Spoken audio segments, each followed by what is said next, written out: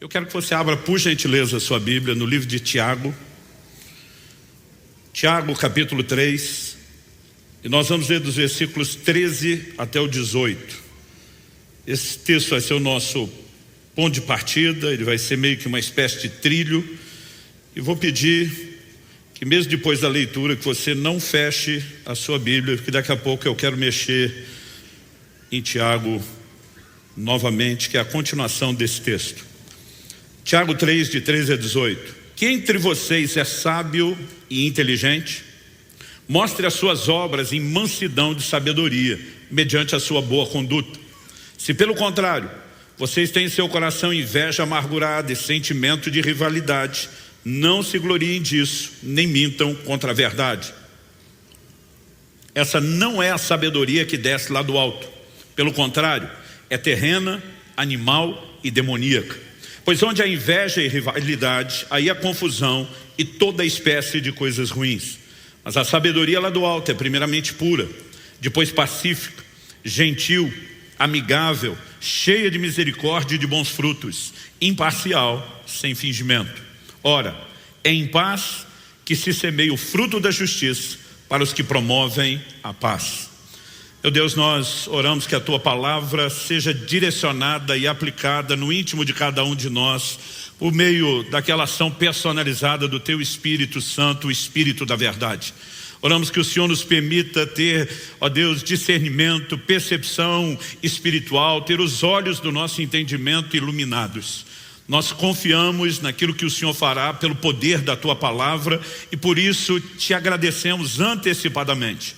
Oramos que possamos sair desse lugar não apenas com informação, não apenas, ó Deus, com alinhamento doutrinário, mas oramos que haja um toque dos céus, que haja uma provocação, um despertamento do Senhor, alcançando o coração de cada um de nós.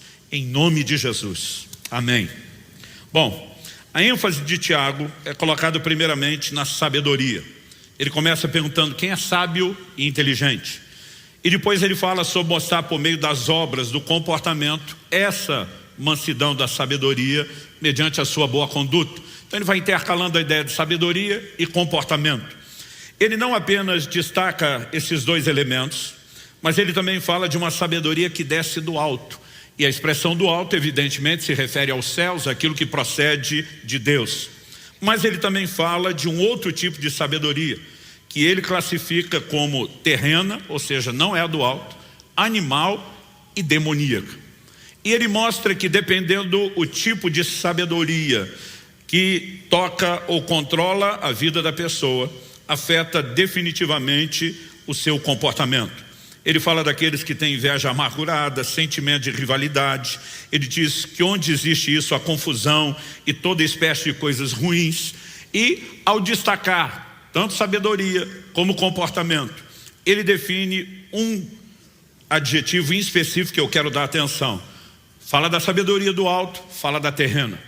Evidentemente, quando ele fala da terrena, ele não está falando daquilo que procede de Deus. Mas ele define a sabedoria terrena, aquilo que está relacionado a esse mundo e dimensão onde vivemos, como animal e demoníaco. O entendimento de terreno é de fácil compreensão. Não é do alto, não é celestial, é da terra, é dessa nossa dimensão. A definição de demoníaca não é difícil de compreender. Embora essa sabedoria não seja necessariamente demoníaca no sentido pleno de que aquilo entra, controla a mente de alguém, abre espaço e influência para certas ações malignas. Ou seja, coloca a gente naquele lugar que somos advertidos em Efésios de não dar lugar ao diabo. Mas eu quero me concentrar no adjetivo aqui que aparece entre o terreno e o demoníaco, que é quando ele diz que essa sabedoria é animal. O tema da minha mensagem hoje é comportamento animal. Porque esse nível de sabedoria afetará o nosso comportamento. E Tiago usa essa expressão, animal. A pergunta é qual o significado dessa palavra que Tiago está usando. A palavra no original grego, koineu, grego antigo, é a palavra psíquicos. De acordo com o léxico de Strong, significa de ou que faz parte da respiração, que tem a natureza e característica daquilo que respira, o principal da vida animal, que os seres humanos têm em comum com os animais, governado pela respiração, a natureza sensual com a sua dependência dos desejos e das paixões.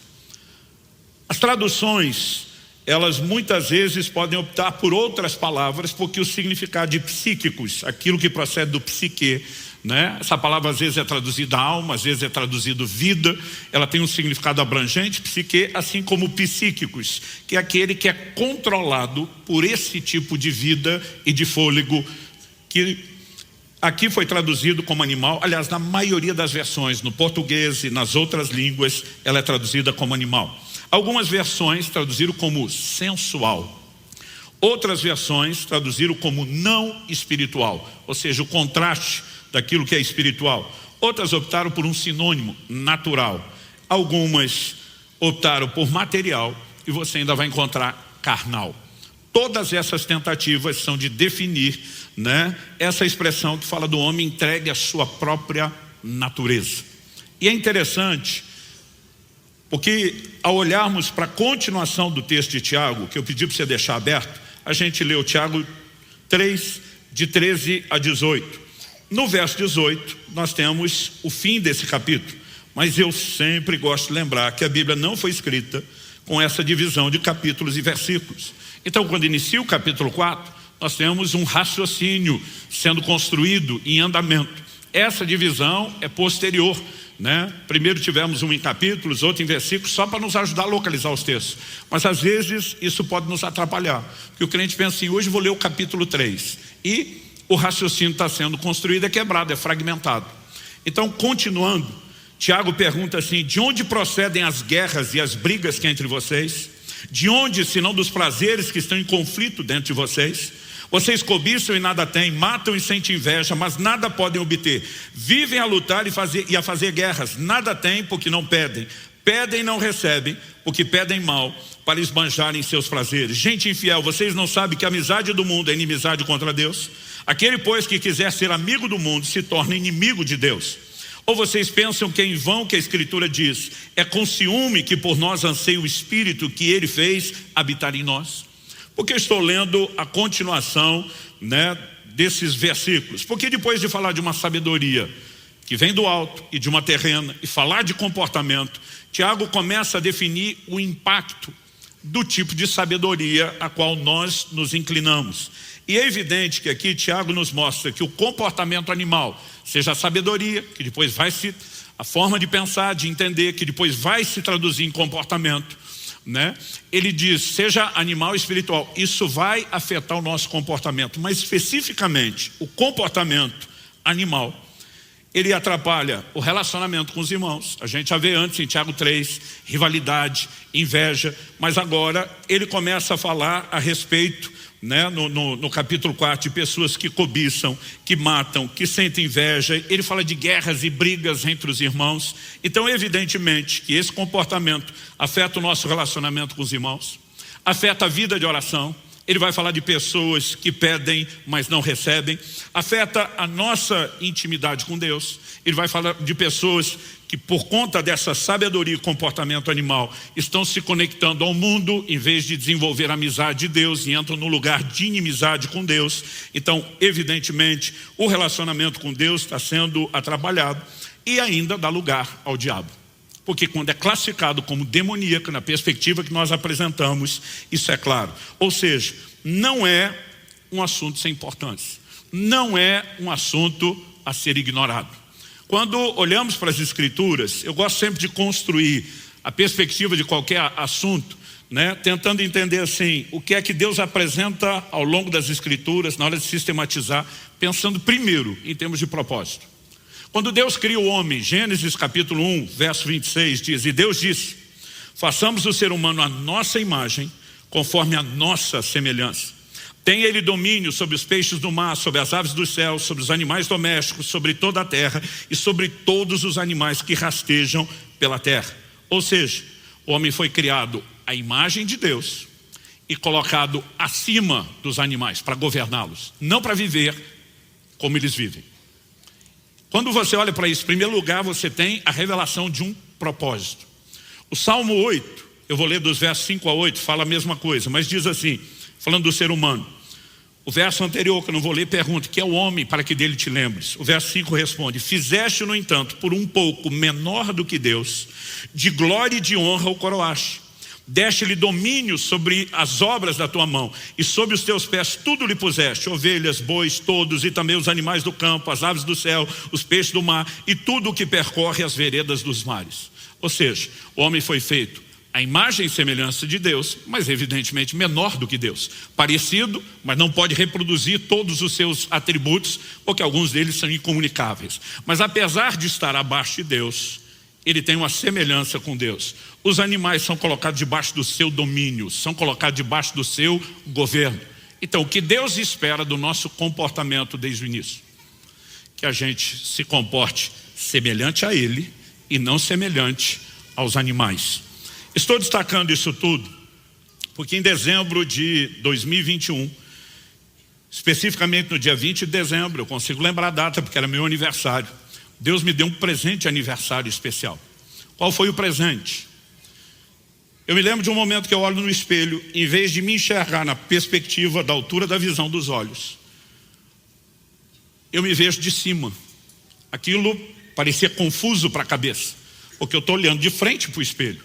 Mas eu me vejo de cima. Imediatamente, quando eu tive aquela visão, eu entendi que era como Deus estava me olhando.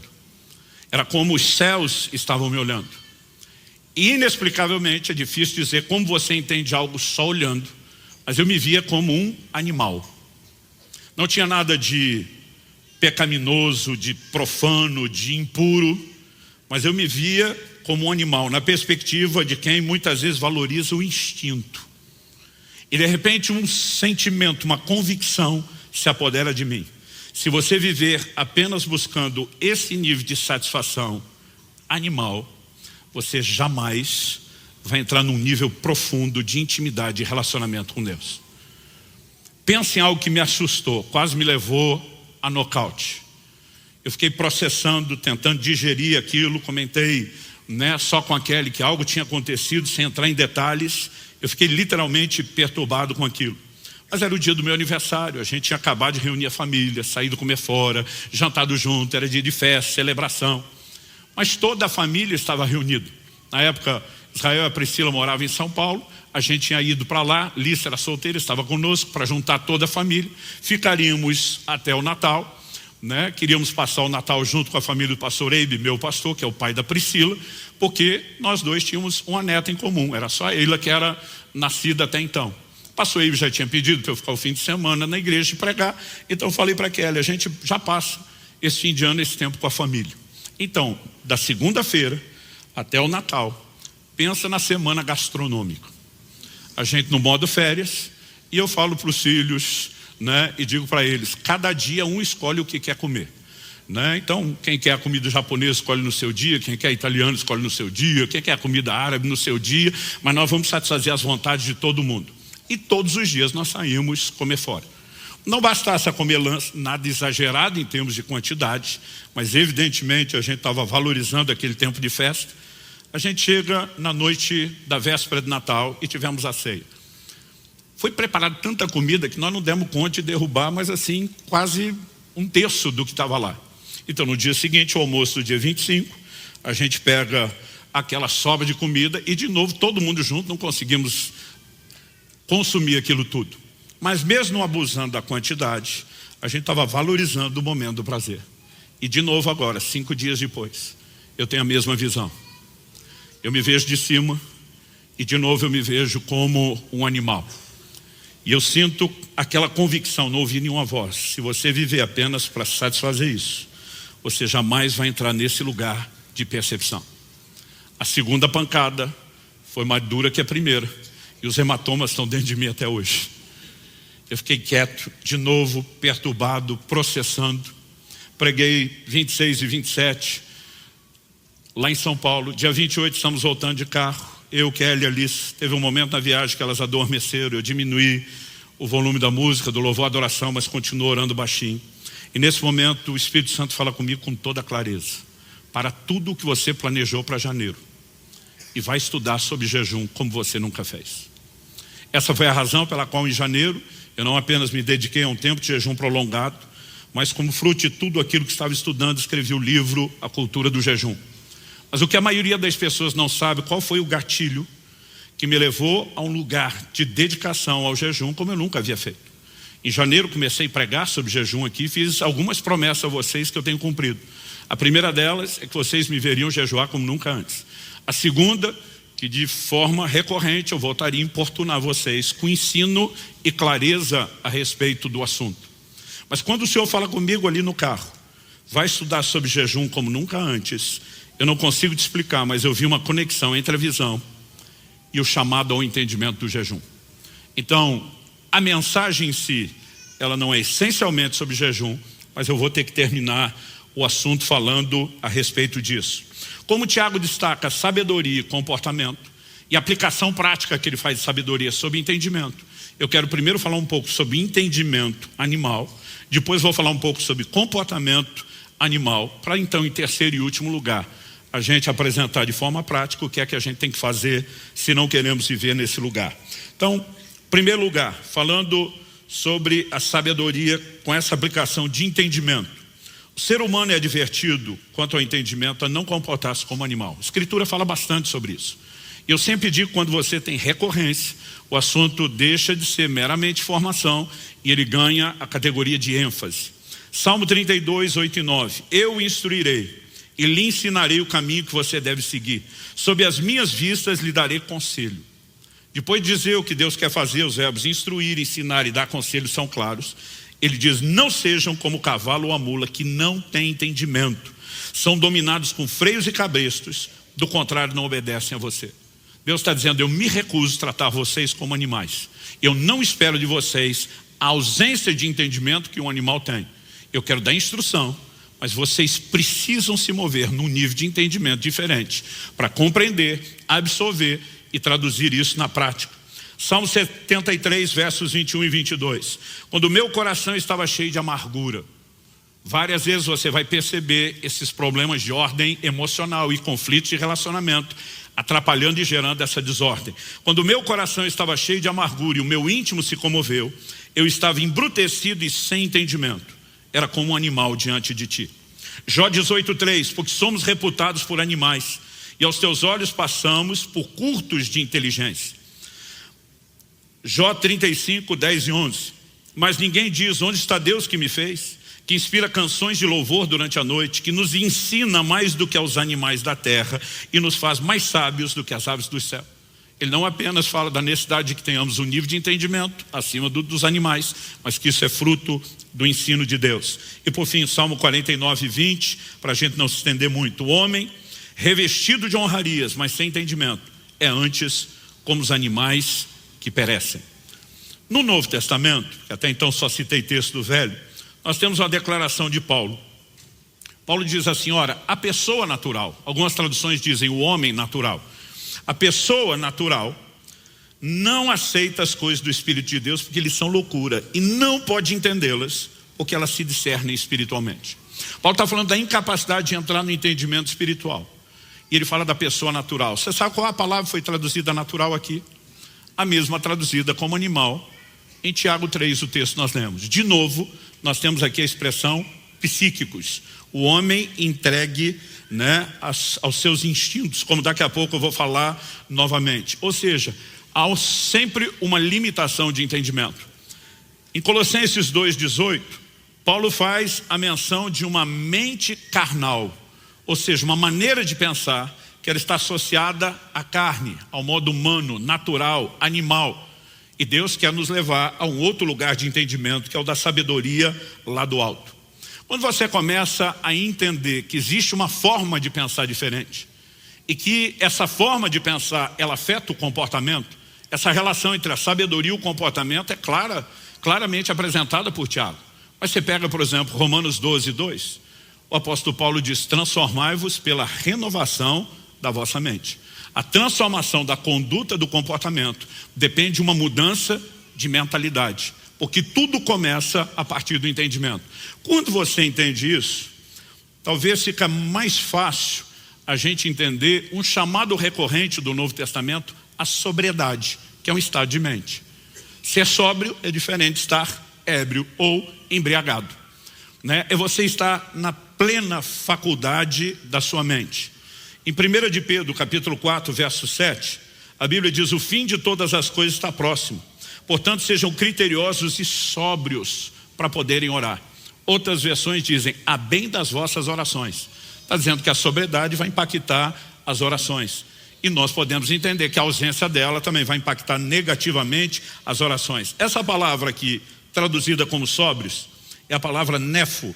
Ela significa, muitas vezes traduzida também como sensato, significa ser sóbrio, estar calmo e sereno de espírito, ser moderado, controlado, circunspecto.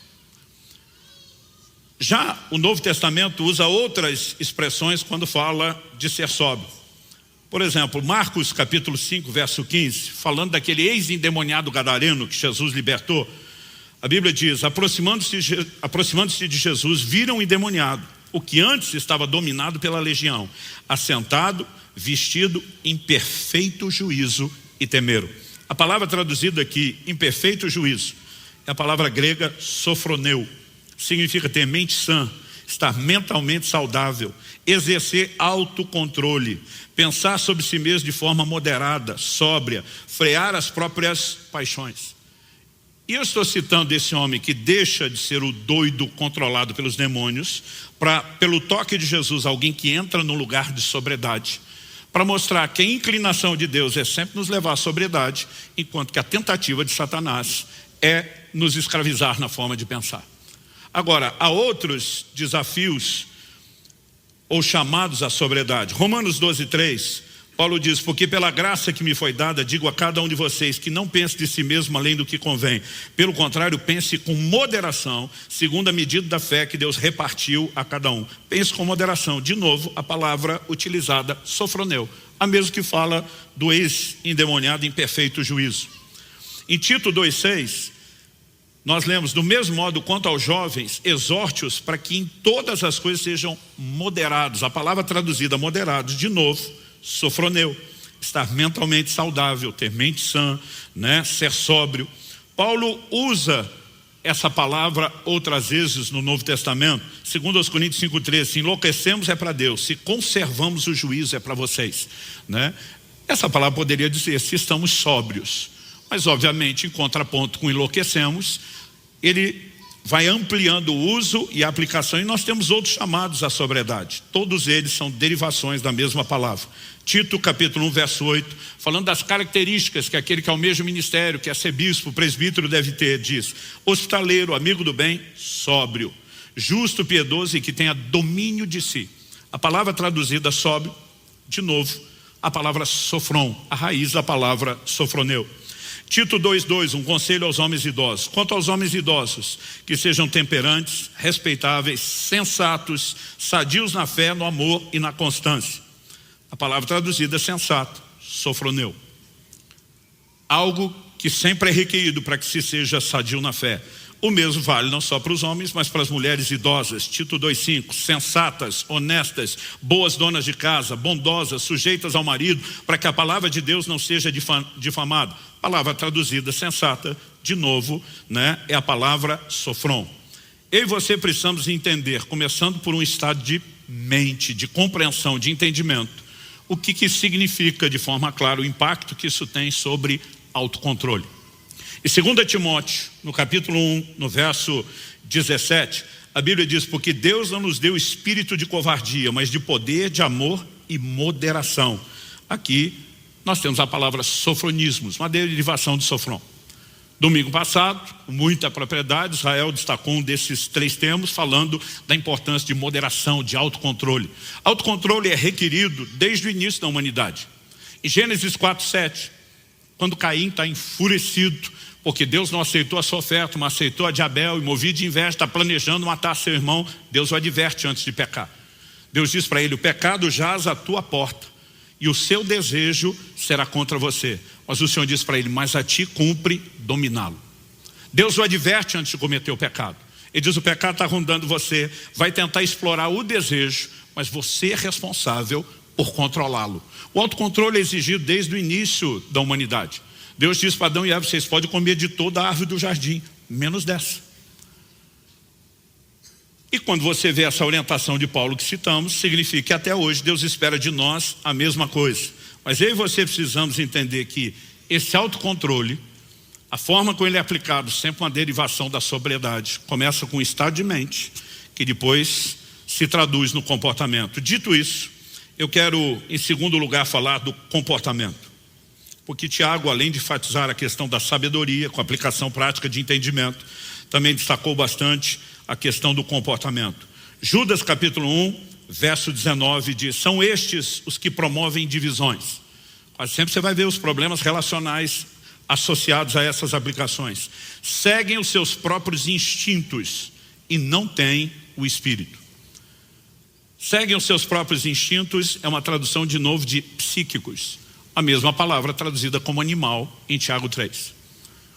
Outras versões optaram por traduções diferentes, né? Algumas traduções optaram, são sensuais, outras seguem a tendência da sua própria alma, seguem os seus instintos naturais, são dominados pelos desejos naturais, são controlados pelos seus desejos naturais, ou seja, comportamento animal. Porque o entendimento afeta diretamente o comportamento. Quando estava falando do entendimento, eu mencionei a declaração de Paulo: ora, a pessoa natural psíquica não entende as coisas do Espírito. Agora eu queria ler o versículo anterior e alguns posteriores, só para a gente abrir um pouco o entendimento. Se você quiser me acompanhar, 1 Coríntios 2, de 13 a 16.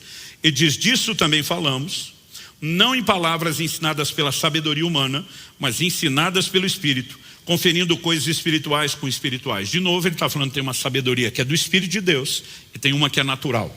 Aí ele segue e diz: ora, a pessoa natural não aceita as coisas do Espírito de Deus, a sabedoria do alto, porque eles são loucura, e não pode entendê-las, porque elas se discernem espiritualmente. Porém a pessoa espiritual julga todas as coisas, mas ela não é julgada por ninguém. Pois quem conheceu a mente do Senhor para que o possa instruir? Essa é uma citação do livro de Isaías. Ele diz: nós porém temos a mente de Cristo. Ou seja, não precisamos ser governados por um entendimento animal, porque Deus nos disponibilizou a sabedoria do alto, a ação do Espírito Santo em nós, que Paulo define aqui como a mente de Cristo.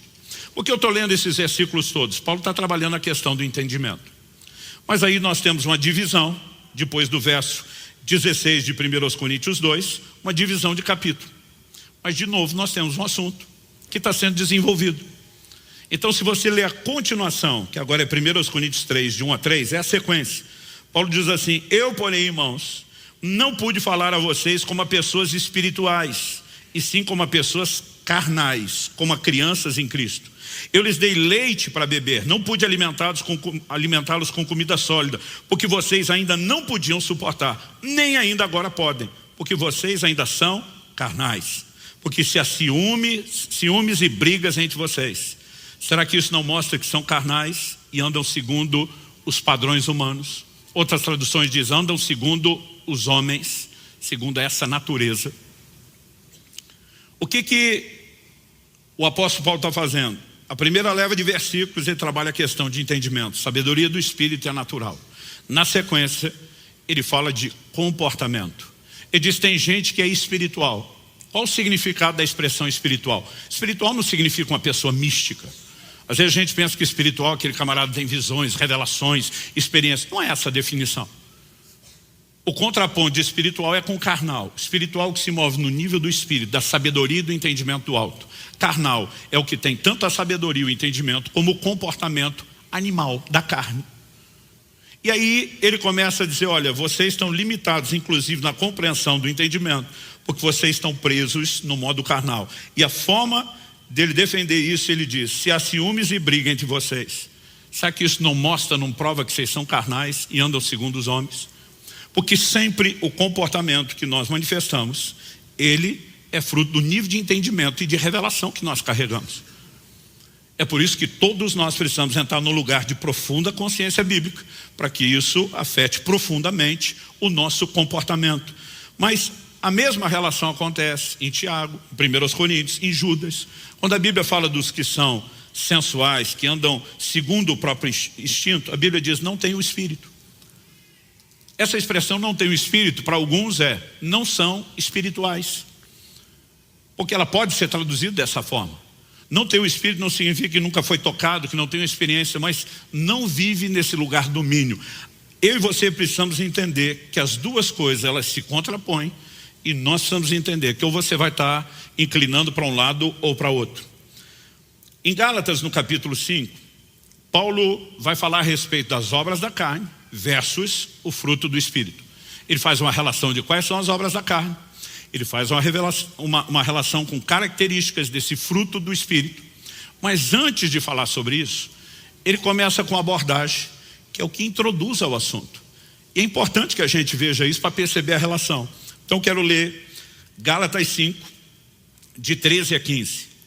Paulo diz: porque vocês, irmãos, foram chamados à liberdade, mas não usem a liberdade para dar ocasião à carne. Isso é muito importante. Não usem a liberdade para dar ocasião à carne. Pelo contrário, sejam servos uns dos outros pelo amor. Porque toda a lei se cumpre em um só preceito, a saber, ame o seu próximo como a você mesmo. Mas se vocês ficam mordendo e devorando uns aos outros, tenham cuidado para que não sejam mutuamente destruídos.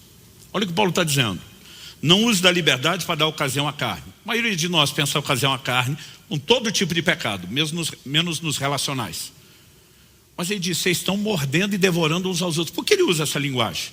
Ninguém está dando uma mordida no braço do outro, na orelha do outro de forma literal. Mas ele está dizendo, vocês estão se comportando como animais. Os animais se atacam uns aos outros, mordendo e devorando. E ele mostra que essa desordem relacional é fruto do comportamento animal. É depois de dizer isso que nós vamos ter um ensino maravilhoso, extraordinário, profundo, de extrema importância prática para a vida do cristão. Porque ele segue então, a partir do verso 16, digo porém o seguinte, vivam no Espírito e vocês jamais satisfarão os desejos da carne. Porque a carne luta contra o Espírito luta contra a carne, porque são opostos entre si, para que vocês não façam o que querem. No verso 19 ele diz, ora, as obras da carne são conhecidas e são imoralidade sexual, impureza, libertinagem, idolatria, feitiçarias, inimizades, rixas, ciúmes, iras, divisões, facções, invejas, bebedeiras, orgias e coisas semelhantes a essas. Declaro a vocês, como antes aos prevenir, que os que praticam tais coisas não herdarão o reino de Deus. Essa frase também é importante. Os que praticam tais coisas não herdarão o reino de Deus. Paulo está falando do cara que não se converteu, mas só vai para o inferno se praticar uma dessas coisas da lista? Evidentemente que não. Todos nós nascemos destinados à condenação eterna, porque antes de fazer algo errado, nós já temos uma natureza pecaminosa. Todos nós precisamos de salvação, e só a salvação por meio de Cristo Jesus e do reconhecimento da sua obra redentora. Uma expressão da graça de Deus se recebe pela fé. A gente não é salvo porque para de pecar. Então o que significa? Quem pratica essas coisas não vai herdar o reino de Deus. Ele está dizendo, você que abraçou a salvação, obra da graça pela fé, se insistir no velho comportamento, vai abortar o plano e o processo de Deus para a sua vida. Isso significa que não se pode tolerar de forma alguma na vida do cristão o comportamento animal. Em contraponto ele diz, mas o fruto do Espírito é amor, alegria, paz, longanimidade, benignidade, bondade, fidelidade, mansidão, domínio próprio. Contra essas coisas não há lei. E os que são de Cristo Jesus crucificaram a carne com as suas paixões e os seus desejos. Especificamente, depois de falar de domínio próprio, ele fala de crucificar a carne. Ele não está falando de algo literal, mas assim como a cruz era um instrumento de execução e morte, ele está dizendo que a nossa carne, com paixões e desejos, precisa morrer. Então você percebe que depois de trabalhar a questão do entendimento, a Bíblia vai falar sobre o comportamento. E muitas vezes ao longo da Escritura, analogia sobre o comportamento animal aparece. A minha intenção aqui não é esgotar o assunto, mas desde o Antigo Testamento, Jeremias 2, 24, Deus diz, você é como a jumenta selvagem, acostumada ao deserto e que no ardor do cio fareja o vento. Quem a impediria de satisfazer o seu desejo? Os que a procuram não têm de fatigar-se, no mês dela a acharão. Deus está dizendo, né, de um comportamento animal, como por exemplo no cio, tem que reproduzir. Agora o triste é ver homens e mulheres criados à semelhança de Deus, se movendo da mesma forma instintiva que os animais no cio em relação ao sexo e qualquer outra área. Por que os animais mordem, devoram e atacam? Não é mero instinto de defesa. Muitas vezes é garantir que a fome desapareça, que o desejo seja saciado a qualquer custo. Agora, não adianta apenas a gente saber de tudo isso. Gênesis capítulo 9, versos 5 e 6. É o lugar onde Deus vai repetir, depois do dilúvio, o fato de que o homem foi criado à imagem de Deus. E ele repete isso quando ele dá a primeira ordem clara na Bíblia, para que não se cometa homicídio. Ele diz que quem derramasse o sangue do homem, teria o seu sangue derramado. E Deus termina dizendo assim, porque o homem foi criado à imagem de Deus. A vida inteira eu olhei para esse texto pensando, nenhum ser humano tem direito de matar o outro, porque esse outro que eu estou pensando em matar foi criado à imagem de Deus. E nós não precisamos jogar fora esse entendimento. Mas será que é só isso? Ou será que Deus também está dizendo, você não pode matar, porque eu criei você à minha imagem, e você tinha que funcionar como eu, não como animal. Então nós precisamos de fato perceber que o lugar para onde Deus quer nos levar impacta profundamente o comportamento. Agora, o comportamento cristão não deveria ser fruto apenas de um esforço humano por obedecer regras. Nós precisamos entender que ele envolve abraçar a nova natureza, ser empoderado por todos os recursos do céu, mas ele envolve, no meio do processo, eu e você massacrarmos a velha natureza. Então a pergunta prática para que a gente possa concluir e de fato achar o caminho prático. O que fazer? Em primeiro lugar, falamos do entendimento e da sabedoria animal, depois do comportamento. Terceiro e último lugar, eu quero destacar o que fazer. E eu vou apresentar isso como se fosse uma lista, caso você esteja anotando. Em primeiro lugar, entender a questão das inclinações. Romanos 8, de 5 a 8 diz, os que vivem segundo a carne se inclinam para as coisas da carne, mas os que vivem segundo o Espírito se inclinam para as coisas do Espírito. Pois a inclinação da carne é morte, mas a do Espírito é vida e paz. Porque a inclinação da carne é inimizade contra Deus, pois não está sujeita à lei de Deus, nem mesmo pode estar. Portanto, os que estão na carne não podem agradar a Deus. Ele está escrevendo para o cristão, alguém que já nasceu de novo, já recebeu a nova natureza. Mas eu e você precisamos entender algo. Quando Jesus está falando com Nicodemos sobre o novo nascimento, em João 3,6, ele diz, o que é nascido da carne é carne, o que é nascido do Espírito é Espírito. Jesus não está dizendo que o homem é um ou outro. Jesus está dizendo que o homem é tanto um quanto o outro. Entramos nesse mundo, num corpo de carne, que a Bíblia chama de carne pecaminosa, que carrega, uma natureza pecaminosa que herdamos de Adão. Mas quando nascemos de novo, nosso espírito é regenerado. Esse espírito, diz 2 de Pedro 1,4, se tornou participante da natureza divina. 1 de João 3,9 diz que a semente de Deus está em nós. O DNA de Deus nos foi comunicado. Agora, tem crente que acha que porque nasceu de novo, recebeu a natureza divina, a velha desapareceu. Não. Esse é o espírito, está vivendo dentro de um corpo. E a partir do momento que a nova natureza entrou e tem uma outra velha na carne, o pau está quebrando. É por isso que Paulo fala, escrevendo aos Gálatas, de um lutando contra o outro. E aqui em Romanos ele está falando da inclinação.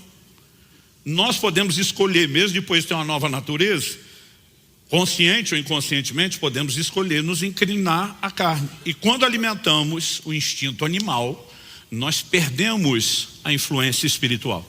Mas quando nos inclinamos para o lugar certo, somos empoderados para dominar, para subjugar a velha natureza. A gente só vai estar plenamente livre disso por ocasião da vinda de Jesus, no desfecho da redenção, quando a Bíblia fala de uma transformação plena, redenção do corpo. Mas até lá, podemos subjugar. Então, em primeiro lugar, entender a questão das inclinações.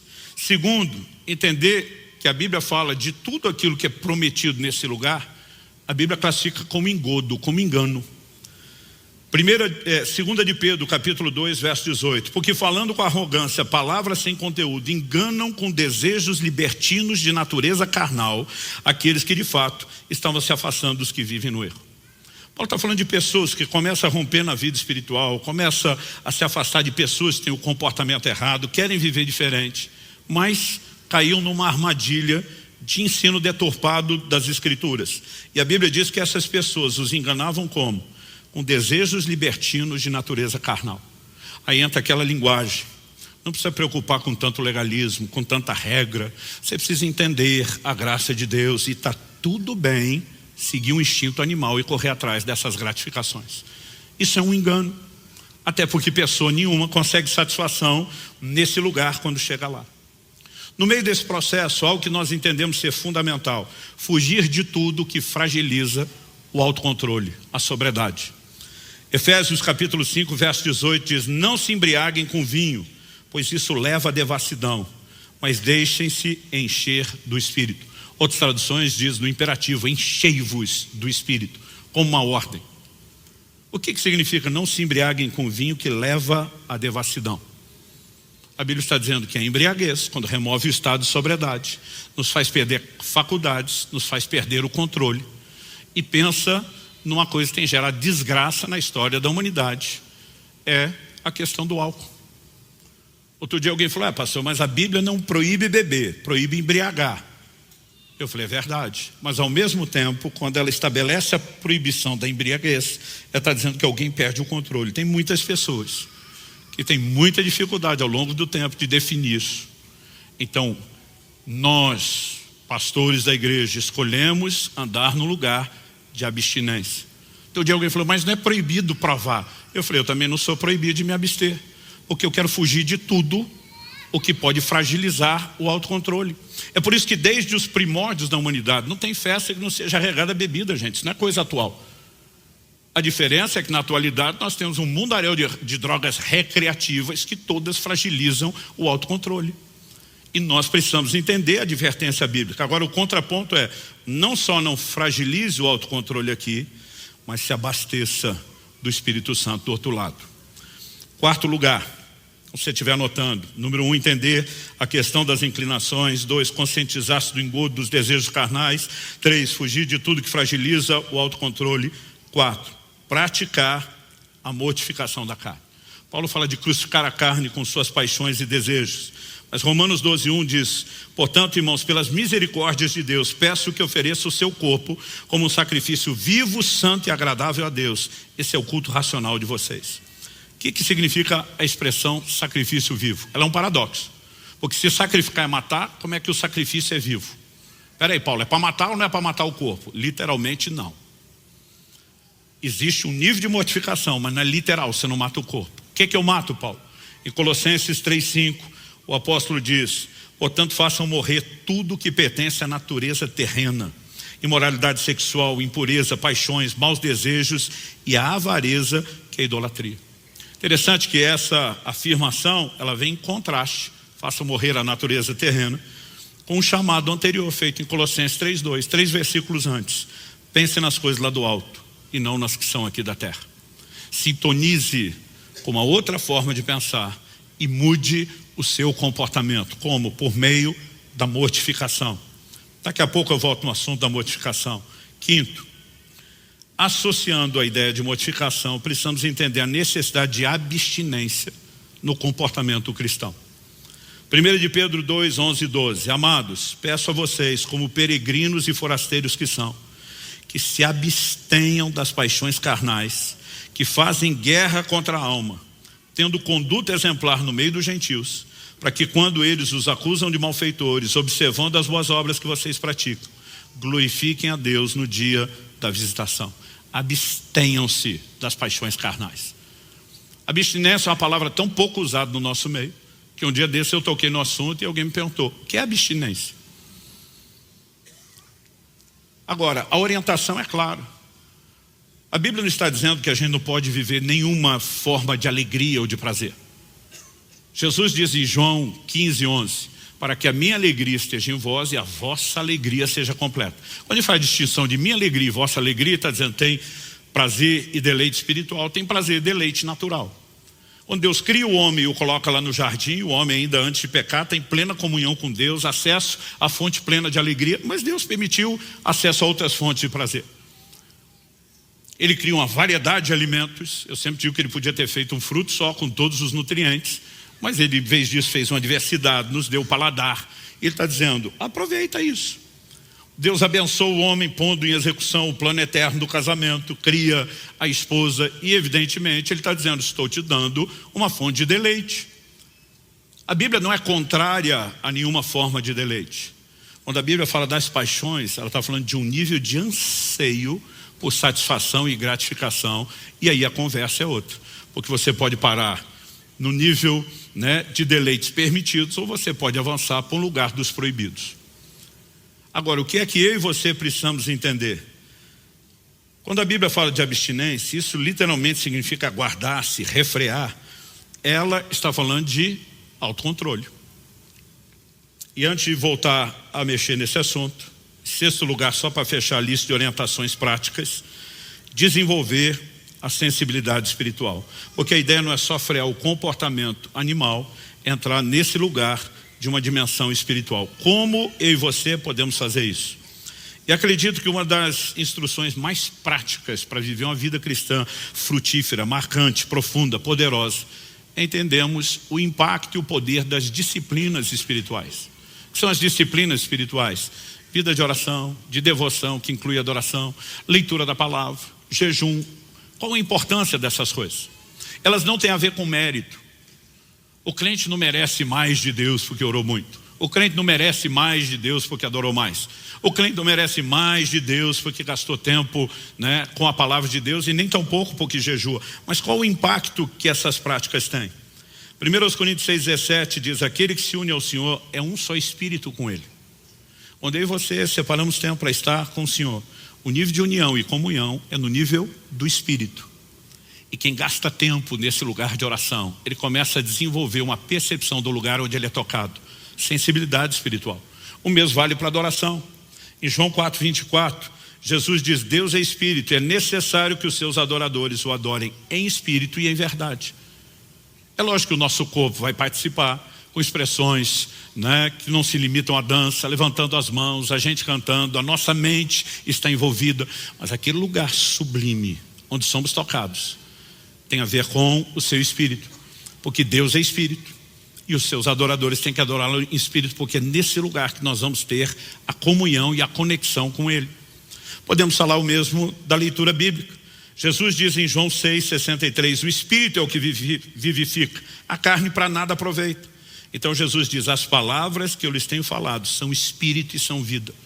Se o espírito é que vivifica, entenda que por meio da minha palavra você é tocado, alimentado no seu espírito. Quando Jesus diz nem só de pão viverá o homem, mas de toda a palavra que sai da boca de Deus, ele está dizendo: o homem não é só carne, não é só matéria.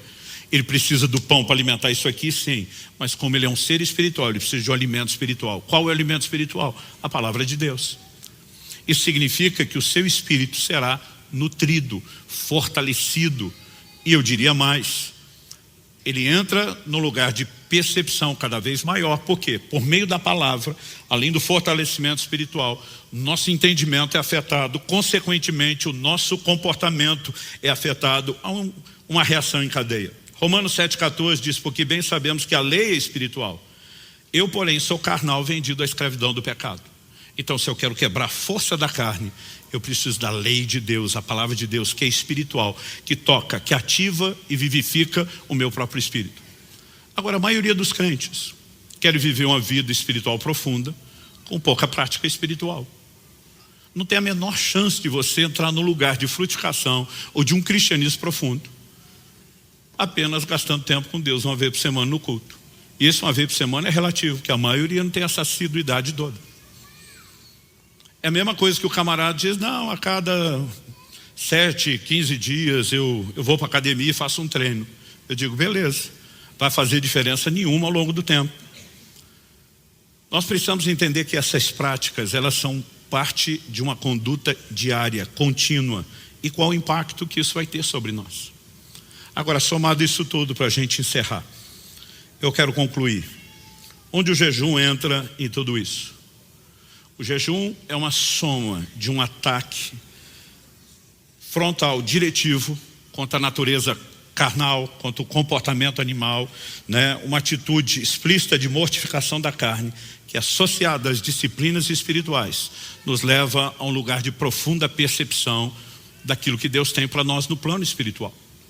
O jejum é uma excelente ferramenta para se exercer autocontrole, domínio próprio. É um treinamento contínuo.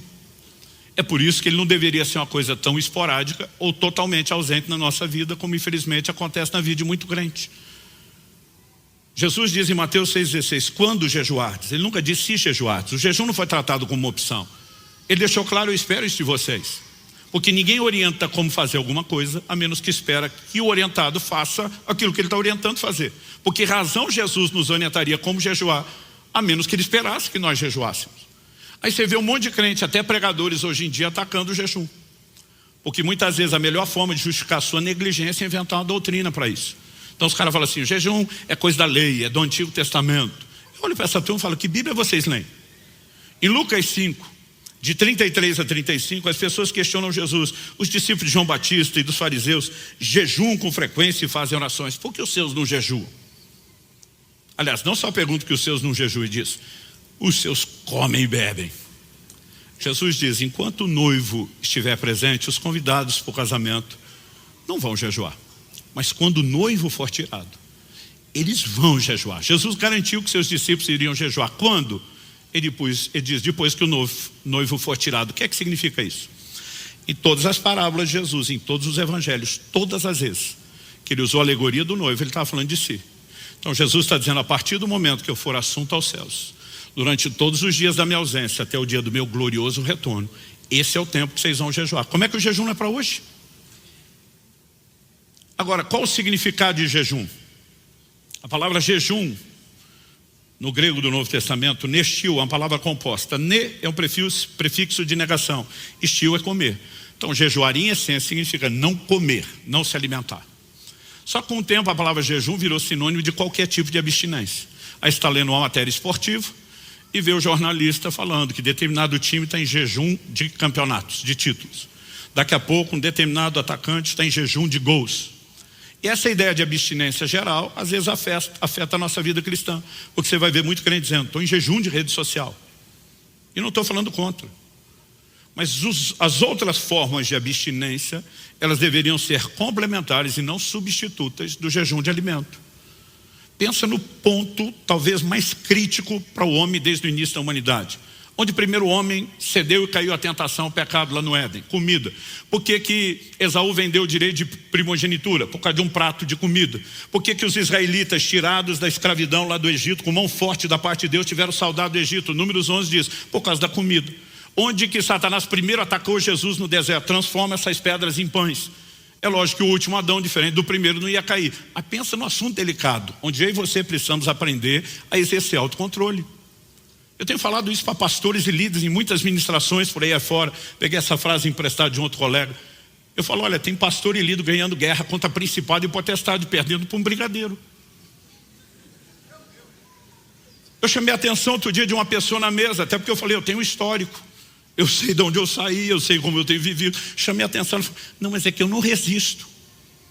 Quando essa pessoa falou isso, eu falei, então tudo bem se o seu cônjuge dizer que não resiste, se envolver com outra pessoa, de jeito nenhum. Eu falei, qual a diferença? Você não precisa se controlar numa área, ele tem que se controlar em outra. Quando nós começamos a relativizar o autocontrole, nós estamos abrindo espaço para algo que vem seduzindo devagar e que vai comprometendo a gente a longo prazo.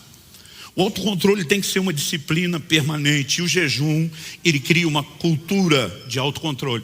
Mas é só isso? Não. Ele é intencionalmente uma modificação da carne. Gente, quem jejua com frequência, testemunha as mesmas coisas.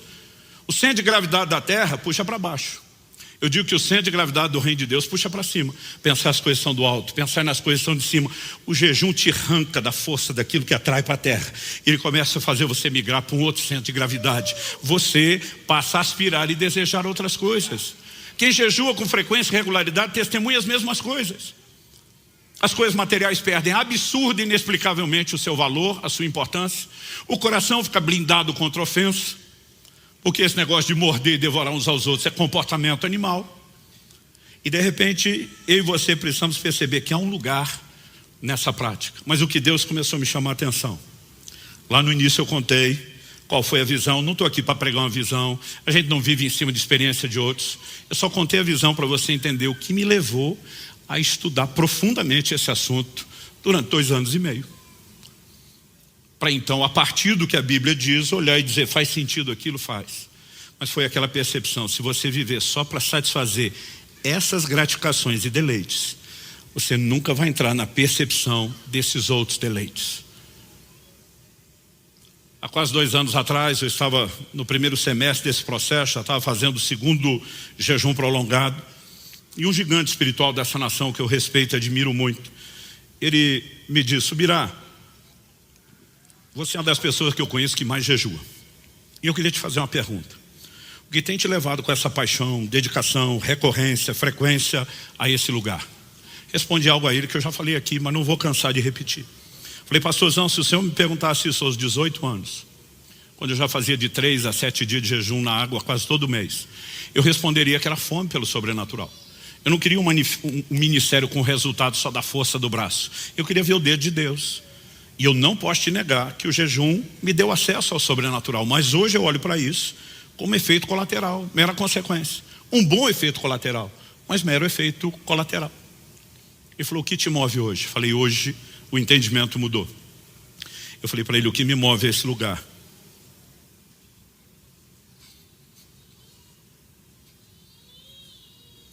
É a capacidade de perceber os deleites espirituais. Ele me olha e diz, me fala mais disso. Falei, pastorzão, para eu te explicar isso, eu vou te dar uma ilustração natural do que o jejum faz com o corpo. Você passa por uma limpeza, uma desintoxicação profunda, agora estou falando de jejum prolongado. E a própria falta daquela enxurrada de tanto sabor diferente faz com que o seu paladar fique muito acurado. Quão acurado? Por exemplo, as pessoas dizem que a água não tem gosto. Quem faz jejum prolongado discorda. Dr. Aldo, que me acompanha em todos esses jejuns, sempre fica no meu pé. Hidrate-se, beba bastante água e de preferência um pH elevado, água alcalina. O problema é que quanto mais alto é o pH da água, mais salobre é o gosto. E às vezes tem hora que fica difícil lidar com aquele gosto ruim para ter a qualidade da água boa.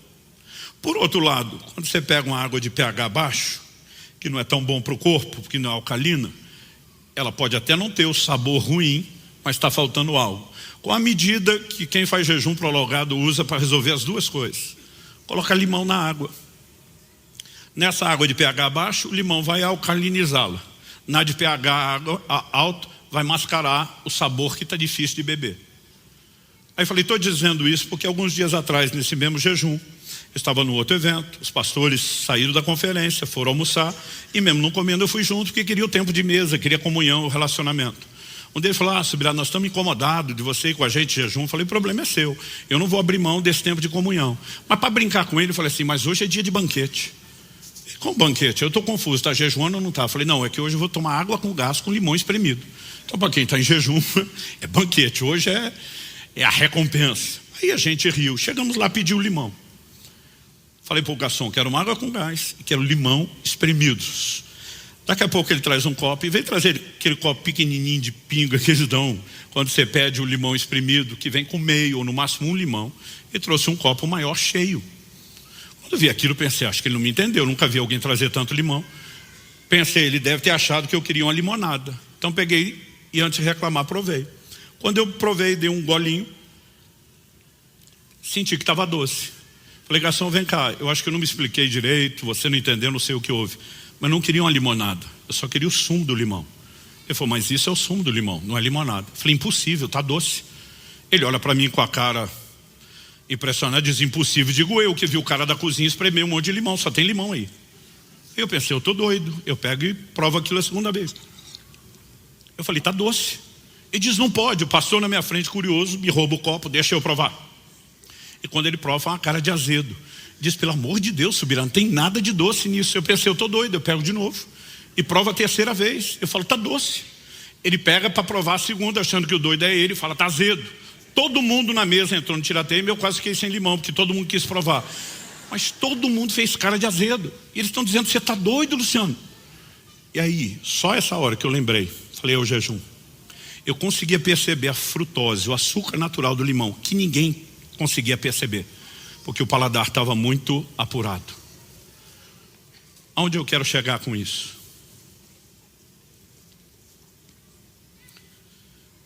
Muitas vezes eu estou ali com a Bíblia aberta, eu entro num modo que eu fico dizendo, meu Deus, isso sempre foi doce desse jeito, e eu é que não percebia. Às vezes, desses períodos de jejum, no tempo de oração e adoração, eu digo, Senhor, eu estou uma vida inteira te buscando, mas isso sempre foi doce desse jeito e eu é que não percebia. O Salmo 16:11 diz, na tua presença plenitude de alegria, a sua destra delícias perpétuas. Ele não diz que essa alegria plena é uma coisa etérea, o sentimento vago. Ele traduz isso na forma de deleites, de algo prático. E aí eu e você precisamos entender a aplicação disso. Uns dias depois desse episódio do limão, eu estou em outra refeição com pastores, e um deles pega de sobremesa uma salada de fruta. Para quem o limão é doce, você imagina as outras frutas? Mas aí eu vejo a criatura virar uma lata de leite condensado em cima, e eu começo a me remoer. Eu quero voar no pescoço dele, por cima da mesa, gritar com ele, dizer: não precisa, a fruta já é doce. A primeira eu me lembro de quando eu consumi açúcar e tinha perdido a capacidade de sentir o doce da fruta. Segundo, eu lembro que não adiantava os outros falar, até eu tirar e ver a diferença. E eu penso, não adianta eu brigar com ele aqui. Mas eu estou simplesmente olhando para aquilo e pensando, tem muito cliente se entretendo com leite condensado e perdeu a capacidade de desfrutar o doce do jeito que Deus fez, e não consegue achar que isso vale a pena. Qual o caminho que eu e você precisamos para entrar nessa compreensão? O jejum tem um poder didático. Jesus cita em Mateus 4,4, no final do jejum: nem só de pão viverá o homem. Ele está citando Deuteronômio 8,3. O que é que Deus diz lá? O Senhor humilhou vocês, fez com que vocês tivessem fome, para que, indicativo de propósito, vocês compreendessem que nem só de pão viverá o homem, mas de toda a palavra que sai da boca de Deus. Existem aflições da alma, daquele seu lugar de satisfação. Existem certas privações que têm um poder didático de gerar percepção de algo espiritual que nós não estamos acessando. Aí você vai entender 1 Coríntios 7,5. Quando Paulo está falando que o marido e mulher não podem se privar, se negar um ao outro, ele está falando de intimidade sexual. Basicamente ele está dizendo que nessa área o casal cristão tem que estar em avivamento também. Mas ele diz assim: a não ser, a pausa, a única coisa que justifica, e dá uma exceção, diz a não ser, quando os dois de comum acordo, isso é importante, resolvem se dedicar por um período de tempo à oração. O que é que Paulo está dizendo? E quando o casal está nesse avivamento não pode orar, não é isso que ele está falando. Ele está dizendo aqui, sua oração é mediana. Agora você quer entrar num lugar profundo, águas profundas, pausa o leite condensado para resgatar a percepção do doce da fruta. Muitos de nós estamos tentando viver a vida cristã num piloto automático, num senso de certo e errado, mas não estamos vivendo prazeres, deleites. Em agosto do ano passado eu estava no final de um desses períodos de jejuns, e Deus me visita no quarto da madrugada.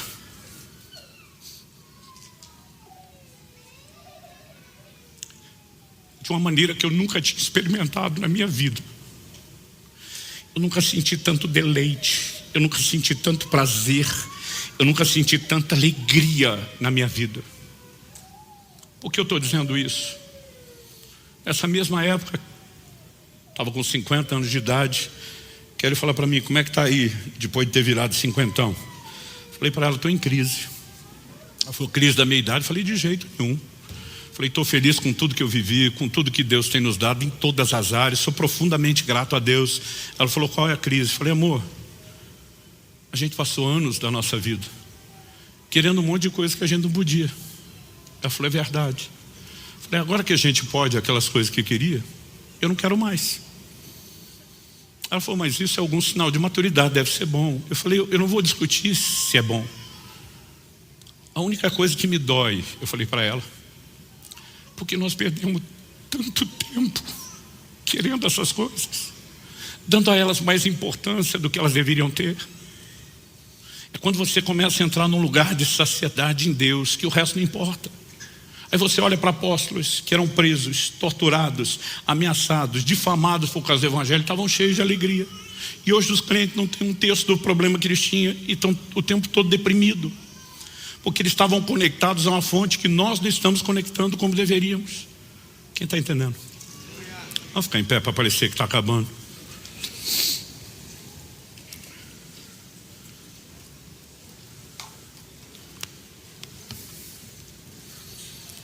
Eu posso te dizer que esse entendimento, que Deus me levou a mergulhar na palavra, buscar as respostas, que veio como consequência daquela visão,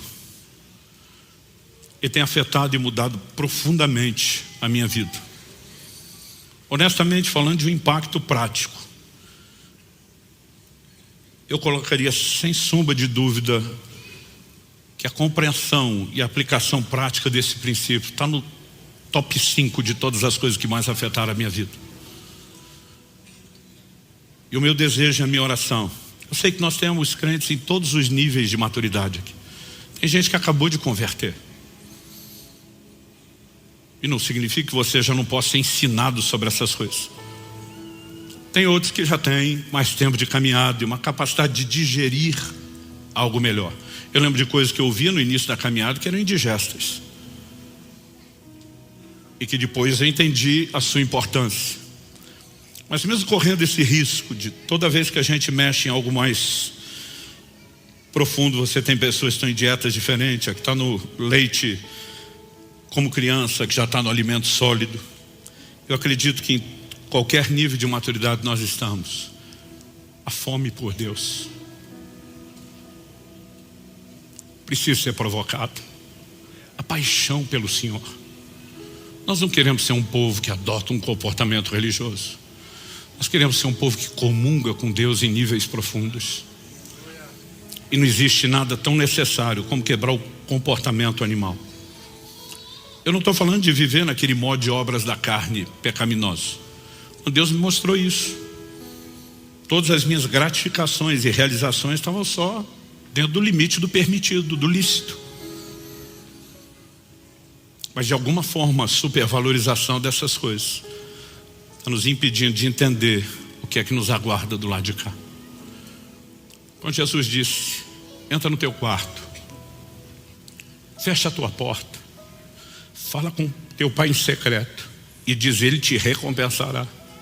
A maioria de nós acha que a recompensa é a resposta a um pedido de oração.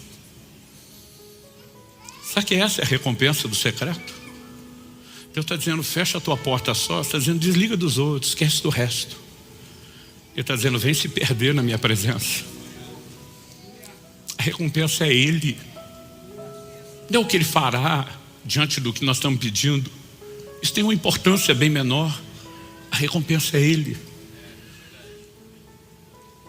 Se eu pudesse voltar lá atrás, no início da caminhada cristã, o que eu estou compartilhando com vocês hoje, eu queria que fosse uma das primeiras coisas que eu pudesse ter entendido. E eu espero que de alguma forma isso te ajude. Não vim te apontar o dedo, não vim jogar pedra em você. E acredito que nem Deus nos trouxe aqui para simplesmente dizer: seu animal, por que é que você não está agindo direito comigo? Eu creio que o amor dele, e eu acho que você consegue perceber a doçura da presença dele nesse lugar. O amor dele está nos chamando. Uma das coisas que mexeu comigo naquela experiência, quando a glória de Deus entrou no meu quarto, eu estava agradecendo a Deus o tempo do jejum. Minha mulher, meus 2 filhos tinham decidido me acompanhar, vários dos irmãos aqui da igreja. E eu falei para Deus, Deus, ter gente fazendo 40 dias não é comum. Mas ter famílias inteiras, esse bando de gente. Eu lembro que eu falei para Deus: isso é histórico. E eu falei para Deus: eu nem chamei ninguém. Quando eu falei: eu nem chamei ninguém, o Senhor falou comigo: quem chamou fui eu. Eu tenho percebido que há um chamado, há uma convocação de Deus para esse tempo, para que a gente se perca nesse lugar da presença dele. Alguém tem que tomar esse microfone de mim e terminar essa reunião. Mas eu quero fazer uma breve oração. Pai, te pedimos que aquilo que o Senhor começou aqui agora não termine com essa reunião. Eu quero abençoar cada um dos meus irmãos e irmãs nesse lugar, aqueles que nos acompanham por meio da transmissão ou mesmo de uma gravação posterior. Nós oramos que esse ambiente também os toque, que a tua presença também os toque, e que haja não só percepção, mas capacidade de correspondência ao teu chamado. Oramos que o teu sopro de vida nos toque, que nenhum de nós saia daqui apenas com informação para processar ou digerir, mas que nós possamos sair debaixo de um despertamento dos céus. Nós clamamos em nome de Jesus. Em nome de Jesus. Amém. Glória a Jesus. Deus seja louvado. Estamos na segunda ministração de uma série de 3, intitulada Prosperando pela Palavra. Na semana passada, falamos a respeito do conselho que Deus deu a Josué e começamos com o primeiro de 3 aspectos: não se aparte da tua boca o livro dessa lei. Hoje vamos falar sobre a segunda parte do conselho. Antes, medita nele de dia e de noite. E semana que vem, com a graça de Deus, encerramos falando a respeito da prática da palavra. Hoje a meditação, semana passada a confissão, hoje meditação, e na próxima semana falaremos sobre a prática da palavra, quando Deus diz: tendo cuidado de fazer conforme tudo quanto nele está escrito. Creio que Deus tem, obviamente, um plano e um propósito para esse tempo, de nos levar a um lugar de uma paixão maior pela palavra, e essa paixão, obviamente, vai nos conduzir a um resultado. O relacionamento com a palavra vai, de fato, produzir algo nas nossas vidas. Então eu quero começar pelo texto base que está nos orientando em todas essas semanas, que é o livro de Josué, capítulo 1, versículo 8. A palavra de Deus diz assim: não cesse de falar deste livro da lei.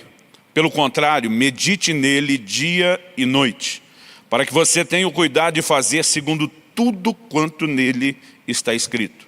Então você prosperará e será bem-sucedido. A palavra de Deus, obviamente, é dirigida em primeiro lugar ao próprio Josué, uma palavra pessoal.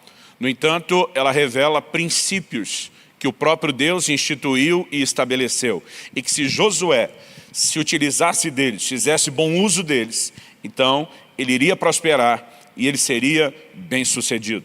A semana passada destacamos que esse conselho de Deus não é dirigido apenas àqueles que vão pregar a palavra, não é dirigido apenas a líderes espirituais, é um conselho que serve para toda e qualquer pessoa. Temos citado outros textos da palavra de Deus que não foram dirigidos a uma única pessoa e que nos mostra que a combinação desse conselho triplo ou desse único conselho em 3 aspectos vai nos levar a ser bem-sucedidos e a prosperar. Portanto, o tema dessa série tem sido Prosperando pela Palavra. Precisamos entender e compreender que quando Colossenses 3,16 diz: habite ricamente em vós a palavra de Cristo, não está falando mera e simplesmente sobre leitura bíblica ou conhecimento. Está falando de uma saturação da palavra de Deus nas nossas vidas, a tal ponto de produzir mudanças completas, do lado de dentro e também do lado de fora.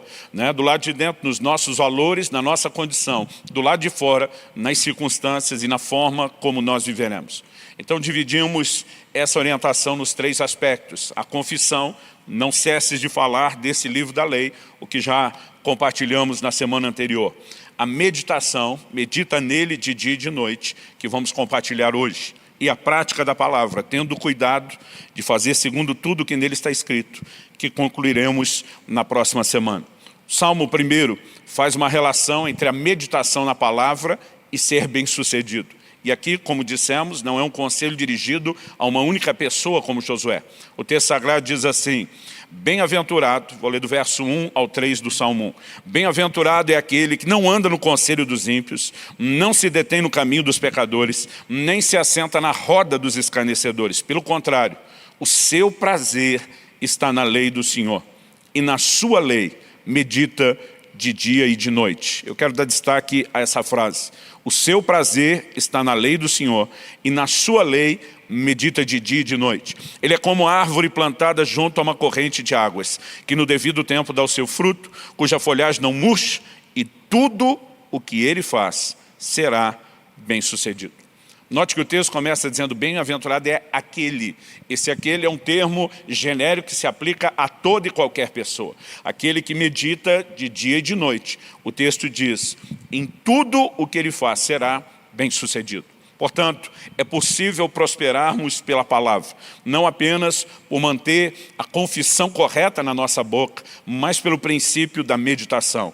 Então eu quero apresentar essa segunda mensagem da série, a mensagem de hoje, que destaca a importância da meditação, em 3 pontos distintos e complementares. No primeiro, obviamente, precisamos começar falando da necessidade de conhecimento bíblico.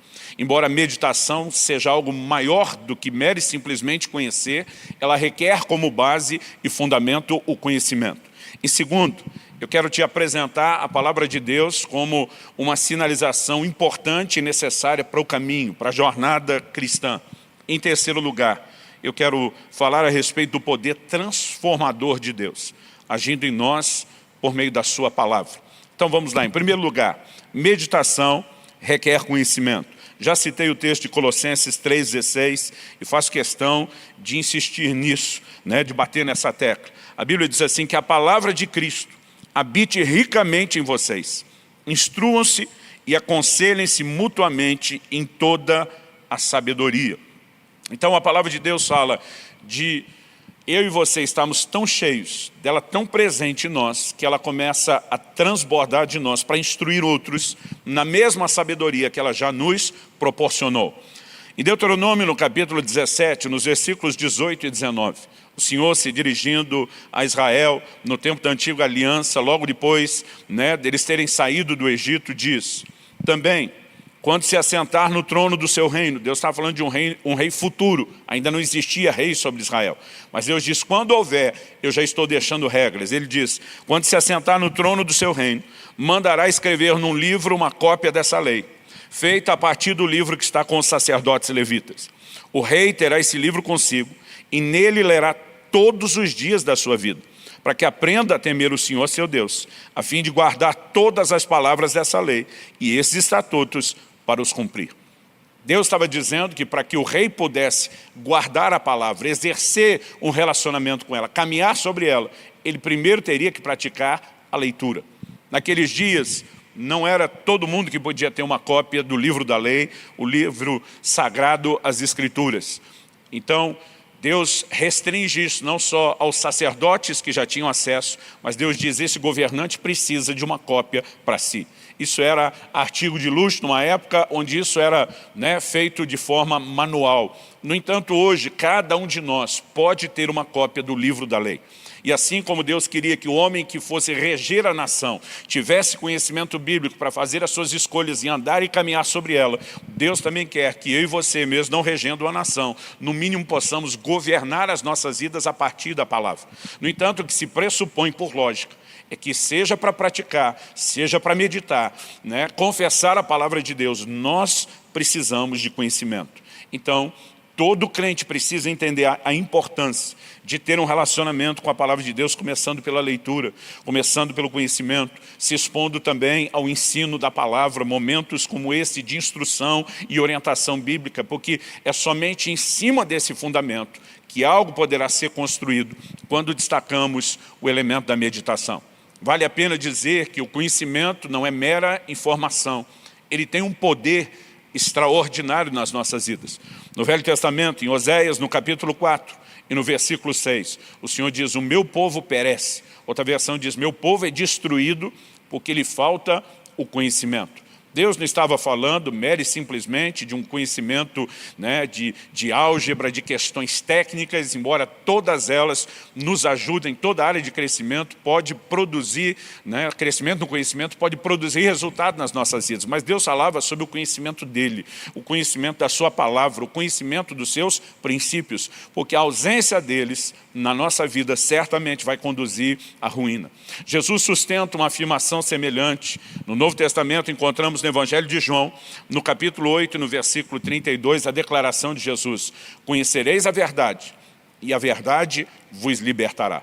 Muitas vezes a gente costuma dizer a verdade liberta, e não está errado dizer isso, é uma afirmação que se sustenta, mas a verdade sozinha não vai produzir nenhuma libertação, a menos que ela entre nas nossas vidas por meio do conhecimento. Jesus diz, vocês vão conhecer a verdade.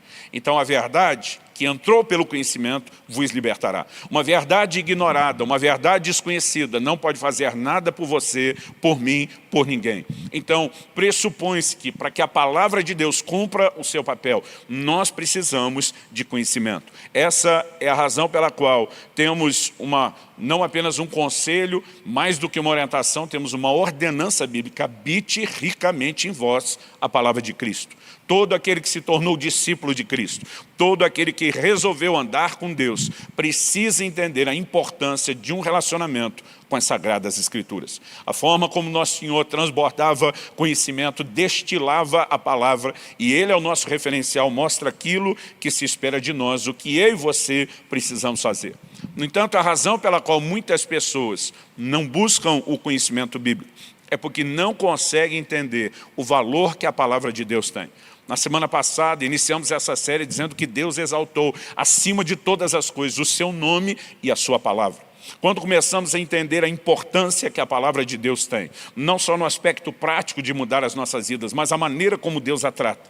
Se nós começamos a nos alinhar com esse valor da palavra, com esse lugar de importância, então o nosso coração será despertado para valorizá-lo. E sem que haja primeiro essa valorização, dificilmente nós vamos nos dedicar a ela ou colocá-la num lugar, num patamar de importância nas nossas vidas. Eu gosto da declaração do Salmo 119, 97, que diz o seguinte: quanto amo a tua lei, é a minha meditação todo dia.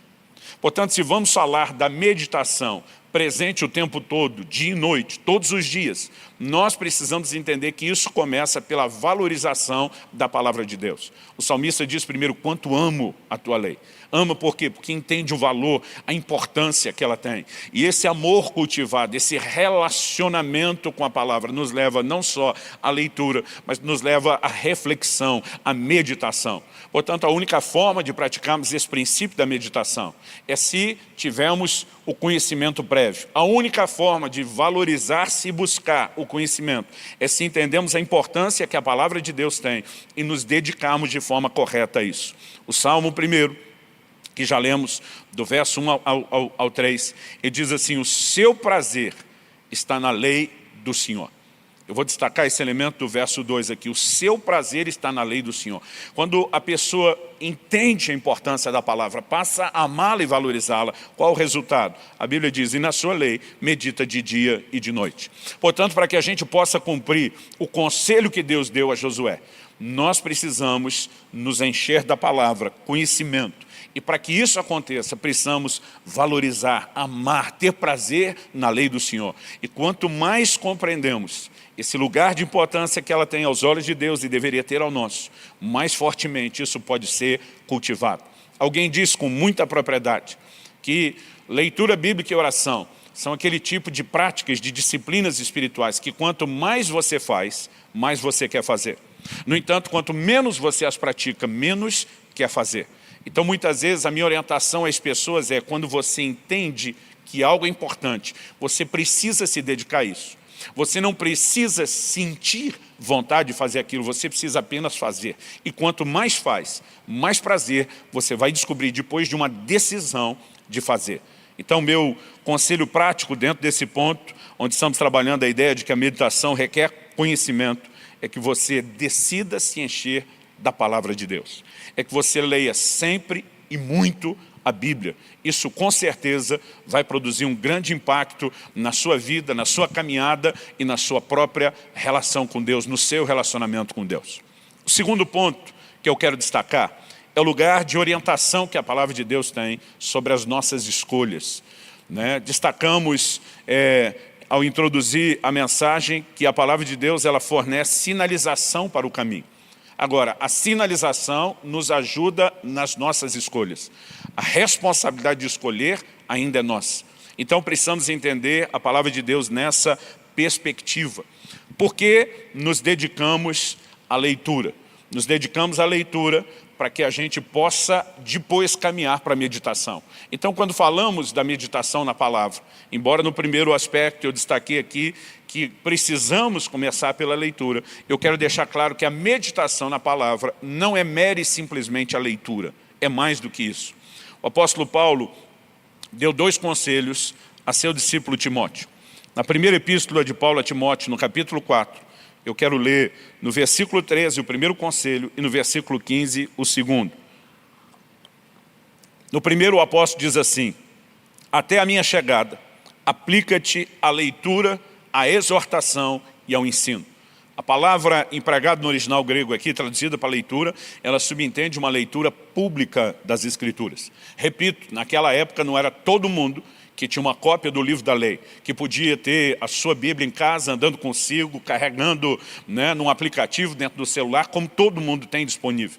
Então, muitas vezes, o período de conhecimento da palavra eram reuniões. Os judeus, antigamente, nas sinagogas, os cristãos também faziam isso, pelo que percebemos, pela orientação de Paulo, né? Ele menciona em epístolas como a de Colossenses, que ela deveria ser lida para toda a igreja. Paulo menciona uma epístola desconhecida, perdida aos Laodicenses, e diz depois vocês vão trocar as epístolas e vão ler, né, nas outras igrejas também. Então nós percebemos que havia essa leitura pública. Está falando do conhecimento. No versículo 15, ele diz assim: medita essas coisas e nelas ser diligente, para que o teu progresso a todos seja manifesto. Então, obviamente que a meditação na palavra vai gerar e produzir progresso. Estamos falando de ser bem-sucedido, porque o progresso, o crescimento, o desenvolvimento certamente virá disso. Mas para que possamos praticar a meditação, né, quero aqui fortalecer o primeiro ponto trabalhado antes. Nós temos que nos dedicar à leitura.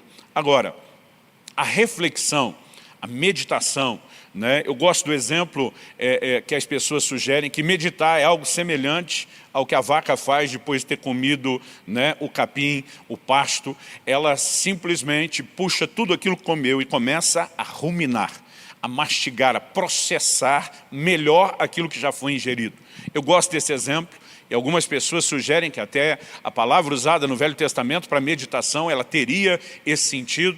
Eu não conheço com profundidade a linguística, né? Já ouvi esse tipo de comentário, nunca achei isso documentado, mas no mínimo eu acredito que serve como um bom exemplo. Meditar é como essa atitude de ruminar um alimento já ingerido. Então a leitura bíblica nos leva mere simplesmente a ingerir o alimento, mas a meditação é aquela ruminação.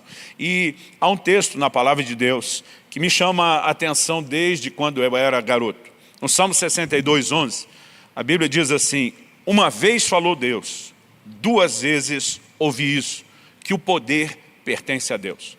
Uma vez eu perguntei, quando garoto, para o meu pai, o que significa isso? Deus falou uma vez, mas o salmista ouviu duas. Né? Eu lembro que naquela brincadeira meu pai olhou para mim e disse assim: isso significa que a palavra de Deus produz eco, né? A gente riu daquilo, mas eu confesso que eu nunca cheguei a nenhum resultado, né, a nenhuma conclusão específica disso.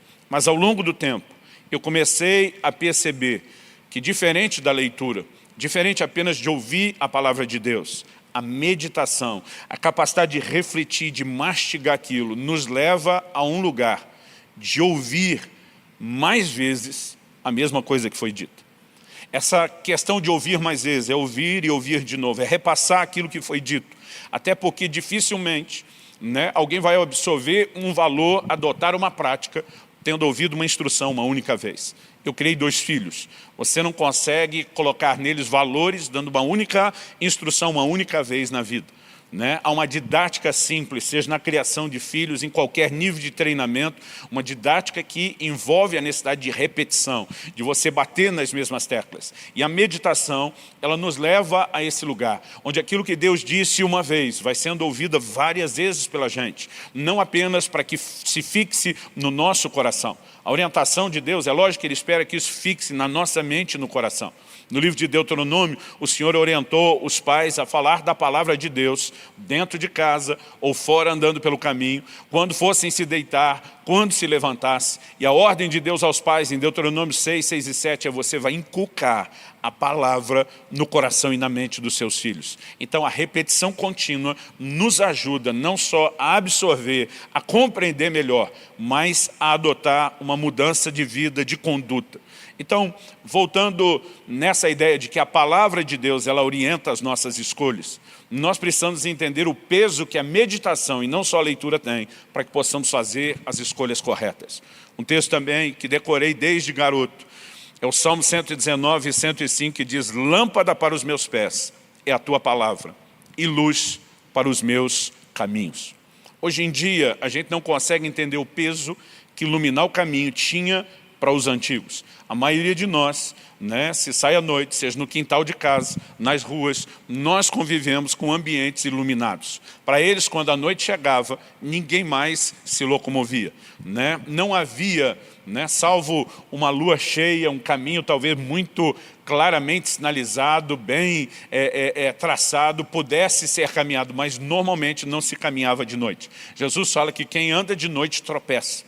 Agora, quando as pessoas precisavam fazer isso? Muitas vezes faziam uso de uma lâmpada, de uma lamparina, né? E isso, quando era usado para uma caminhada à noite, ela era carregada bem mais baixo e perto dos pés. Então, o salmista está dizendo que a palavra é lâmpada para os pés. Ela sinaliza o lugar onde devemos pisar. Ela nos viabiliza fazer as escolhas corretas de como vamos nos conduzir. Então, precisamos entender, antes de mais nada, que a importância de meditar na palavra para ser bem-sucedido é porque ela é a sinalização para o caminho. Ela é a orientação que Deus nos proporcionou para a jornada. Isso significa o quê? Que o conhecimento bíblico não deve ser buscado apenas para que a gente tenha informação teológica no sentido técnico.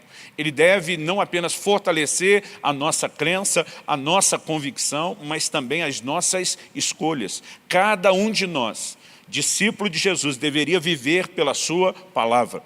A orientação de Jesus, quando mandou que se fizesse discípulos por todo o mundo, de todas as nações, foi que eles deveriam não apenas ser batizados, mas que eles deveriam ser ensinados a guardar tudo quanto o Senhor Jesus nos orientou e nos ensinou.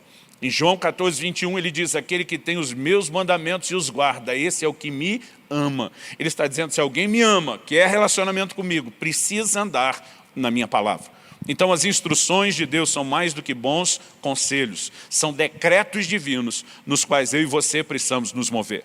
E obviamente, sem o que falamos no primeiro ponto, o conhecimento, sem a reflexão, que é a capacidade de mastigar isso no nível mais profundo, nós não teremos as ferramentas necessárias para que possamos fazer as escolhas certas. Ao longo da Bíblia, nós vemos gente fazendo escolhas certas.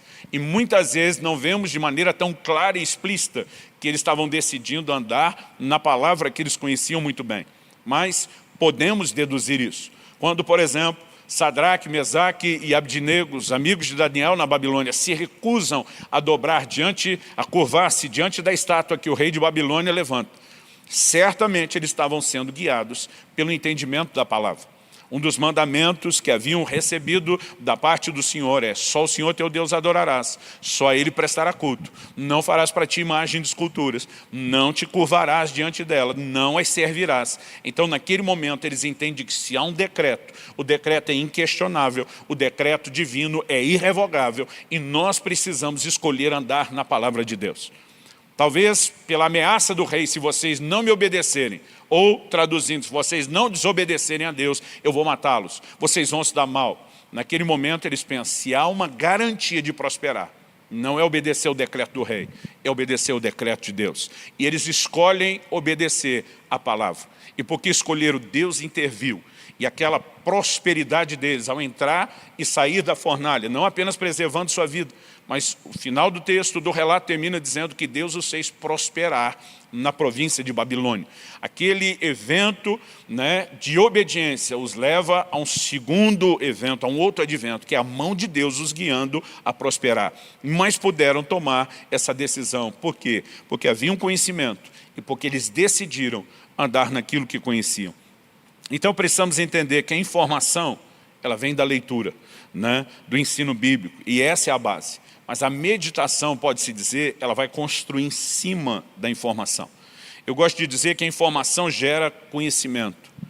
A meditação exercita a sabedoria. O Salmo 19:7 diz: o testemunho do Senhor é fiel e dá sabedoria ao simples. Essa expressão dá sabedoria, para mim, é o que merece ser destacado, porque conhecimento é informação.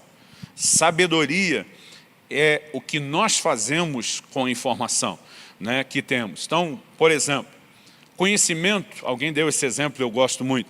Conhecimento é saber que o tomate é uma fruta. Sabedoria é não usá-lo na salada de fruta.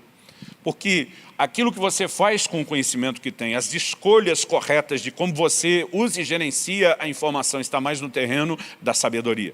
Então Deus não quer que pela palavra eu e você tenhamos somente o conhecimento, a informação. O testemunho do Senhor dá sabedoria aos simples. Isso significa o quê? Ele nos orienta, Ele nos conduz nas escolhas corretas que eu e você precisamos fazer ao longo da jornada, ao longo do caminho. Então, precisamos de conhecimento bíblico, sim, mas precisamos ir além. Em cima deles, começar esse processo de reflexão, de meditação profunda. Talvez a leitura bíblica vá se resumir somente a um momento do seu dia. Mas meditação, a Bíblia diz, é algo que nós podemos fazer de dia e de noite. Porque mesmo depois de estarmos envolvidos em determinadas tarefas, nossa mente ainda pode estar recorrendo o tempo todo àquilo que nós lemos, não apenas naquele dia, mas que ao longo do caminho conhecemos. E quanto mais o tempo passa, mais nos aprofundamos da palavra, mais depósito nós temos dentro de nós para recorrer em meditação e reflexão. E essa reflexão vai nos ajudar a andar na sabedoria divina para que a gente pratique a palavra. Então, o aspecto prático desse segundo ponto é que eu e você precisamos escolher andar na palavra, obedecendo-a em tudo o que ela determina que eu e você venhamos a fazer. Essa escolha de nos relacionar com a palavra num nível mais profundo é para que afete a nossa vida, é para que ela oriente a nossa jornada. Em terceiro e último lugar, nós precisamos entender e compreender também qual é o impacto que a palavra de Deus tem, não só do lado de fora nas circunstâncias, nos fazendo prosperar, mas trabalhando primeiro do lado de dentro, no nosso íntimo. A palavra de Deus nos edifica, a palavra de Deus, ela sempre vai ministrar as nossas vidas. Nós podemos dizer que ela nos fortalece, ela fortalece o nosso íntimo. Então, eu quero destacar aqui, dentro dessa ideia do que a palavra de Deus vai fazer por nós, algumas coisas, alguns aspectos diferentes e complementares. Talvez a primeira coisa que a gente possa dizer é que a palavra de Deus conduz, a meditação na palavra de Deus conduz à renovação da alma. Eu gosto dessa ideia, a restauração da alma. O Salmo 19, 7 diz, a lei do Senhor é perfeita e restaura a alma. Essa é uma declaração do Velho Testamento. Mas no Novo Testamento encontramos Tiago, no capítulo 1, no verso 21 da sua epístola, dizendo assim, acolhei com mansidão a palavra em vós implantada, a qual é poderosa para salvar a vossa alma. A palavra salvar, no contexto da salvação espiritual que normalmente pregamos, ela normalmente, no original grego, é usada, a palavra que é usada é a palavra sotero. A palavra que foi empregada aqui é sozo. Cada vez que Jesus curava alguém e dizia, tua fé te curou, nós temos algumas traduções que dizem, tua fé te salvou. A palavra ali é sozo. Sozo da ideia de cura, da ideia de restauração, algumas vezes de livramento. E nós precisamos entender que há uma ação restauradora da palavra de Deus na nossa alma. 1 Tessalonicenses 5, 23, diz que o homem é um ser tripartido, composto de 3 partes, espírito, alma e corpo. E essas 3 partes que compõem o nosso ser, são tocadas de formas distintas e em momentos distintos da caminhada cristã. Quando eu e você nos convertemos e nascemos de novo, a Bíblia diz que nosso espírito foi regenerado. Estava espiritualmente morto. Efésios 2:1 diz que Deus nos vivificou quando nós estávamos mortos nos nossos delitos e pecados. E Ele nos deu vida, nos vivificou. Isso acontece na regeneração. Quando a Bíblia fala do novo nascimento, é uma experiência no nível do nosso espírito. Jesus explicou para Nicodemos em João 3, o que é nascido da carne é carne, mas o que é nascido do Espírito é Espírito. Então no momento da sua conversão, seu espírito foi regenerado. Mas a palavra de Deus fala de um processo que precisa acontecer comigo, com você, com cada um de nós. Por exemplo, em Romanos no capítulo 12, o apóstolo Paulo fala sobre nos transformarmos pela renovação da nossa mente. Então significa que mesmo nascidos de novo, tendo nos tornado participantes da natureza de Deus, nós precisamos de uma reprogramação na nossa mente. A nossa alma envolve não apenas os pensamentos, mas ela está muito relacionada com a nossa escolha e ela também está relacionada com as nossas emoções. Alguém disse que o tripé da personalidade é exatamente isso. Vontade, emoções e também a nossa razão ou o nosso intelecto. Quando a palavra de Deus fala sobre renovar a alma, ela quer afetar todas essas áreas. Nossas emoções. Muitas pessoas vêm a Cristo com as emoções feridas, machucadas. Mas eu gosto da declaração do Salmo 147:3, que o Senhor sara os quebrantados de coração, cura-lhes as feridas. Nós podemos viver restauração emocional profunda, mas isso virá pela palavra de Deus. Nessa declaração da renovação da nossa mente, que encontramos em Romanos 12, podemos acrescentar a ela Efésios capítulo 4, versículo 23, dizendo que nós precisamos nos renovar no espírito da nossa mente, do nosso entendimento. Então, como essa restauração da alma, depois de um espírito já regenerado, é possível? Repito, Salmo 19:7, a lei do Senhor é perfeita e restaura a alma. Tiago 1:21 não fala apenas dessa restauração ou essa salvação, a cura da alma. O texto bíblico diz assim, acolhei com mansidão a palavra em vós implantada. Eu gosto dessa ideia, a palavra em vós implantada, porque a semente da regeneração do nosso espírito foi a palavra pregada. Mas a palavra é implantada em nós, não apenas por causa daquele dia que ouvimos uma primeira pregação que provocou fé e resposta, mas por dia a dia nos enchemos da palavra, pela leitura, pelo ensino, pela orientação. Agora, ele está falando que a palavra já está implantada, já foi colocada para o lado de dentro. E isso é o conhecimento, como falamos anteriormente. Mas agora ele diz, acolha com mansidão, sem resistência, né? Baixando a guarda, se expondo. A palavra que já está dentro de você. Então, pela leitura, a informação foi colocada dentro de nós. Pela pregação e o ensino, a informação foi colocada dentro de nós. Agora, eu e você precisamos pegar esse material que foi depositado no nosso íntimo e permitir, sem resistência nenhuma, que ele seja devidamente acolhido. Esse segundo nível só é possível quando eu e você gastamos tempo meditando na palavra de Deus. Tem pessoas que leem a palavra de Deus de forma rápida, sem prestar atenção, sem se dar o trabalho de tentar entender aquilo de forma mais profunda, e muitas vezes nós percebemos o quanto a vida cristã dessas pessoas são superficiais. Eu, quando falo da meditação na palavra, gosto de distinguir que isso é diferente da mera e simples leitura.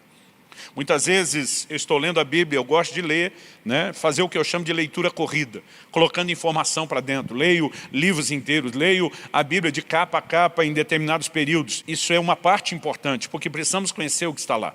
Mas eu gosto de praticar meditação. E meditação é quando eu pego, por exemplo, um texto, e fico muito tempo na frente dele, eu leio, eu releio, eu oro, eu volto a ler, eu oro de novo, eu fico ali tentando conversar com o texto, entrar num lugar mais profundo. Às vezes a meditação não se baseia num único texto, às vezes ela começa a repassar várias afirmações que Deus ao longo de toda a Escritura faz pelo mesmo assunto. Esse processo de acolher com mansidão que já foi colocado para o lado de dentro, pode produzir essa mudança e essa restauração interior. Nós precisamos disso. Por quê?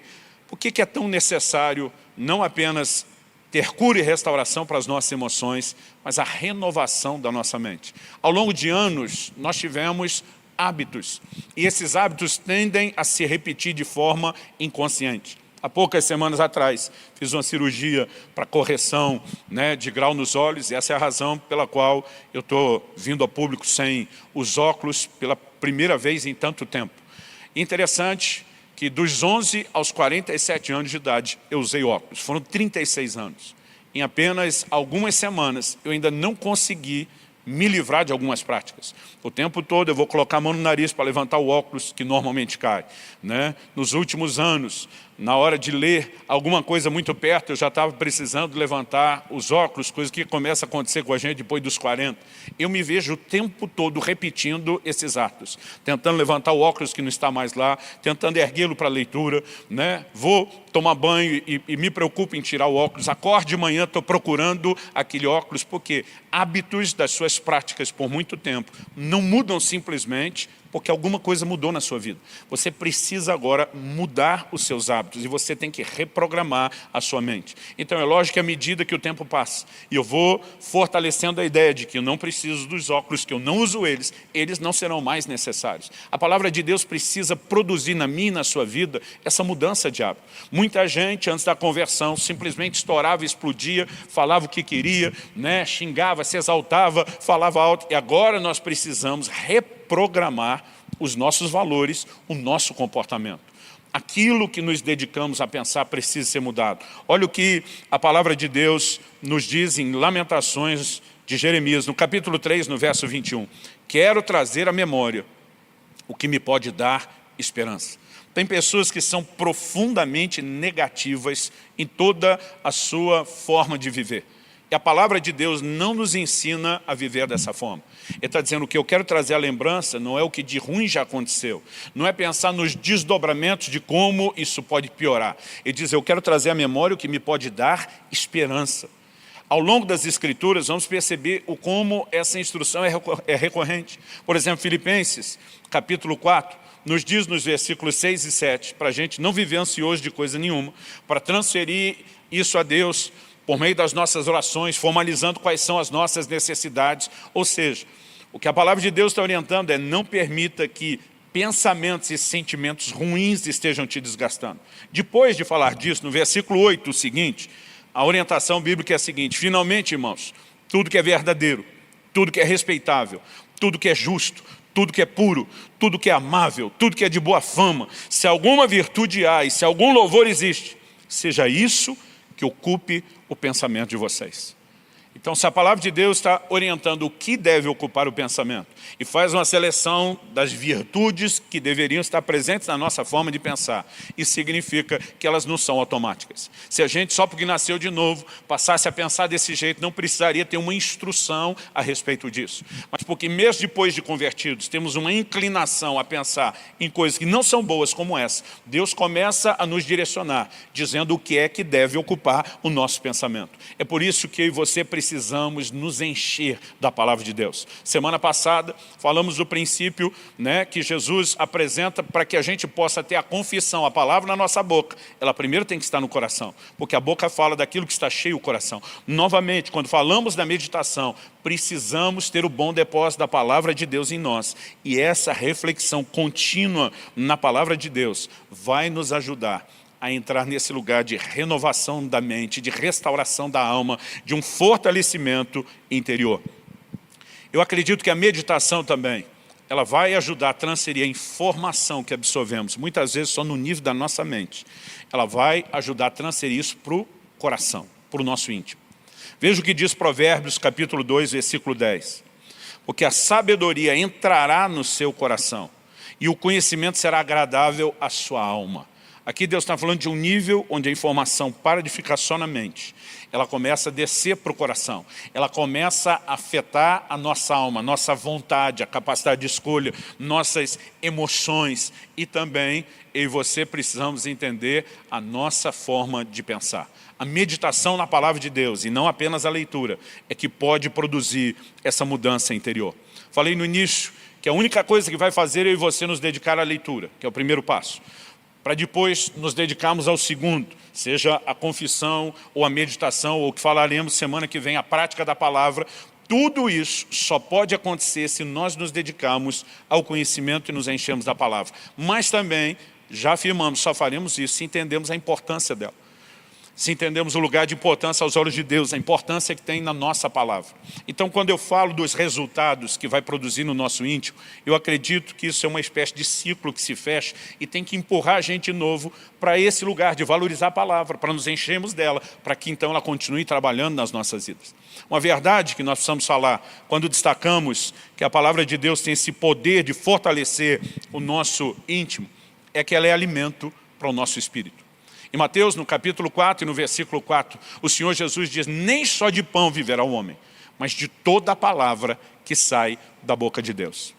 Ele diz que assim como o nosso corpo precisa de alimento natural, assim como o nosso corpo precisa de um alimento físico para a sua subsistência, nosso espírito também precisa de alimento espiritual, que é a palavra de Deus. A palavra de Deus, além de fortalecer o meu e o seu espírito, no meu e no seu espírito, também de uma forma específica, a palavra de Deus vai fortalecer a fé. Portanto, é justo dizer que a palavra de Deus não é só alimento para o espírito, mas também é alimento da fé. Em Romanos 10, 17, nós lemos que a fé vem por ouvir, e ouvir a palavra de Cristo. Então ela tem a capacidade de despertar, de provocar e de alimentar a fé. Em 1 Timóteo, no capítulo 4 e no versículo 6, o apóstolo orientando o seu discípulo diz, você será nutrido. Outra versão diz, você será alimentado pelas palavras de fé. Então, a palavra de Deus tem o poder e a capacidade de produzir esse fortalecimento para o nosso espírito, esse fortalecimento para a nossa fé. Muitas vezes nós lemos ao longo das Escrituras, gente, que em momentos de dificuldade, em vez de se curvar diante das circunstâncias, prevaleceu sobre as circunstâncias. Normalmente, quem se conduzia dessa forma era gente que tinha um relacionamento forte com a palavra de Deus. Paulo e Silas estão presos em Filipos, foram açoitados, estão com os pés pendurados no tronco. E a Bíblia diz que perto da meia-noite não dormiam e não deixavam ninguém dormir. Oravam, cantavam louvores. Por quê? Porque a palavra de Deus dentro deles os movia, os fortalecia. Então, as circunstâncias não tinham o poder de enfraquecê-los, porque o espírito deles estava fortalecido. Nós precisamos entender a importância de nos encher desse alimento. Por quê? Quando enfrentarmos momentos difíceis, é o entendimento da palavra de Deus, de quem Deus é. É o conhecimento das coisas que Deus já tem feito, conhecimento pela sua palavra, do que Ele já tem feito ao longo da história. É a lembrança dessas coisas que pode nos ajudar, né, a não nos curvar diante dessas coisas. Então, o Salmo 143, verso 5 diz, lembro-me dos dias de outrora, penso em todos os seus feitos e medito nas obras de tuas mãos. Nós temos na Bíblia tantos relatos da intervenção de Deus. Não é apenas para que a gente saiba o que Deus um dia na história fez. É que ao nos recordarmos do que Ele fez, isso nos fortalece para acreditar que Ele seguirá fazendo, uma vez que Ele é o mesmo, que Deus não muda, que nele não há sombra nem mudança de variação. Uma vez que a Bíblia diz em Hebreus 13:8 que Jesus Cristo é o mesmo ontem e hoje, o será para todo sempre. Cada vez que recordamos o que Ele fez. É por isso que você vai ver, por exemplo, nos Salmos, quantas vezes eles nos cânticos, né, no momento de louvor e adoração, eles falavam do Deus que abriu o mar vermelho, do Deus que fez grandes sinais diante do seu povo. Porque quando nós meditamos naquilo que Deus fez, nós conseguimos resgatar a ideia e o entendimento de que o que estamos enfrentando pode ter a ação de Deus novamente. A palavra de Deus vai nos fortalecer para enfrentar todo e qualquer tipo de situação. Então, precisamos nos encher dela e precisamos gastar tempo meditando e processando. Eu termino esse terceiro e último ponto com um conselho muito prático, uma aplicação muito específica. Deixe-se ser aperfeiçoado pela palavra de Deus. Decida que você vai crescer nela.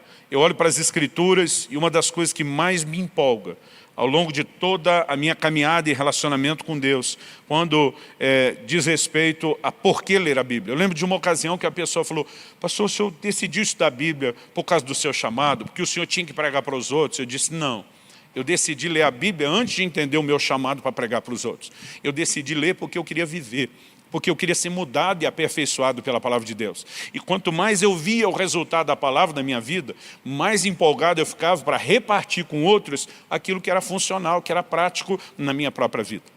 Então, eu quero citar aqui a declaração do apóstolo Paulo a Timóteo, em 2ª epístola de Paulo a Timóteo, no capítulo 3, nos versículos 16 e 17. Ele diz assim, toda a Escritura é inspirada por Deus e útil para o ensino, para a repreensão, para a correção, para a educação na justiça, a fim de que o servo de Deus, algumas traduções dizem que o homem de Deus, a fim de que o servo de Deus seja perfeito, essa palavra perfeito significa maduro completo, e perfeitamente habilitado para toda boa obra.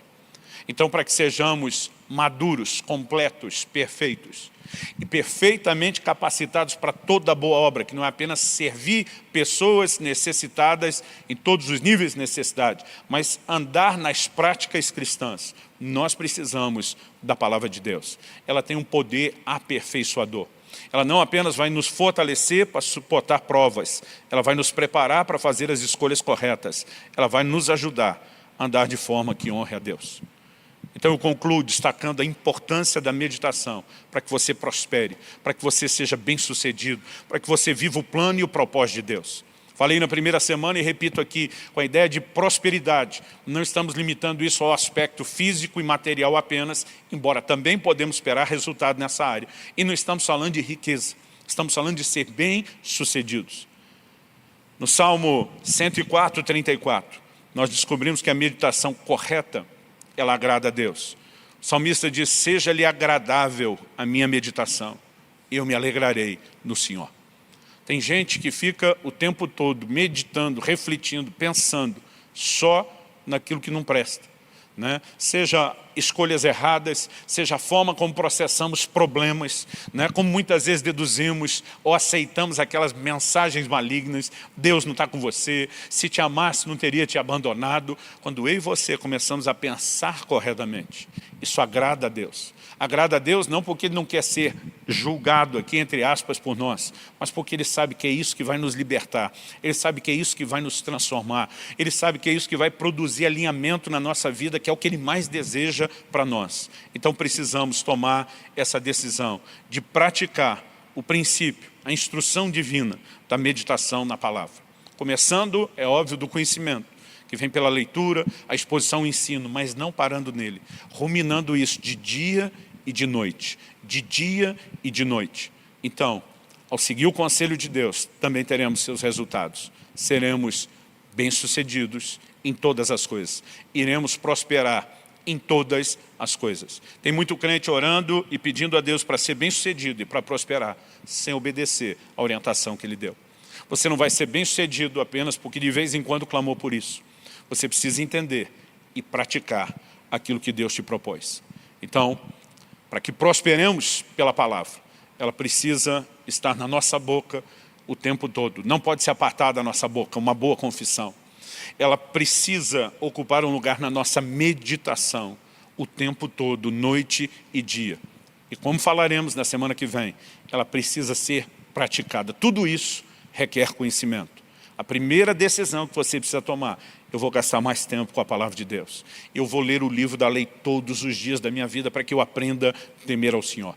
Mencionei semana passada que o primeiro versículo que minha mãe me fez decorar aos 4 anos de idade foi o Salmo 119, 11. Escondi a tua palavra no meu coração para não pecar contra ti. Ela orienta as nossas escolhas e ela precisa ser, como falaremos semana que vem, obedecida. Que o Senhor te dê graça de entender não apenas o caminho que foi proposto, mas a importância, o entendimento da importância do que é seguir esse trilho divino, é que vai te ajudar a tomar a decisão. Que o Senhor te abençoe, que o seu amor, a sua paixão pela palavra cresça. Deus, eu oro por cada um dos meus irmãos e irmãs que receberam a tua palavra.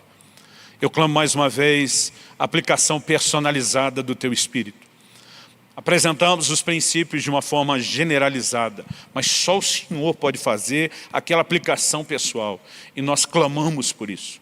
Nós oramos pela manifestação da graça do Senhor, pela ação e a unção do Teu Espírito Santo, ajudando cada um dos nossos irmãos e irmãs a não apenas entenderem o que está sendo apresentado, mas a transferirem isso para um lugar prático na sua vida. Oramos que por meio de entenderem e colocarem em prática os teus conselhos, os teus princípios, que eles vivam também a prosperidade, o sucesso dessa caminhada cristã que o Senhor intencionou desde o início. Oramos por um tempo onde o nosso coração seja despertado para voltar à Tua palavra.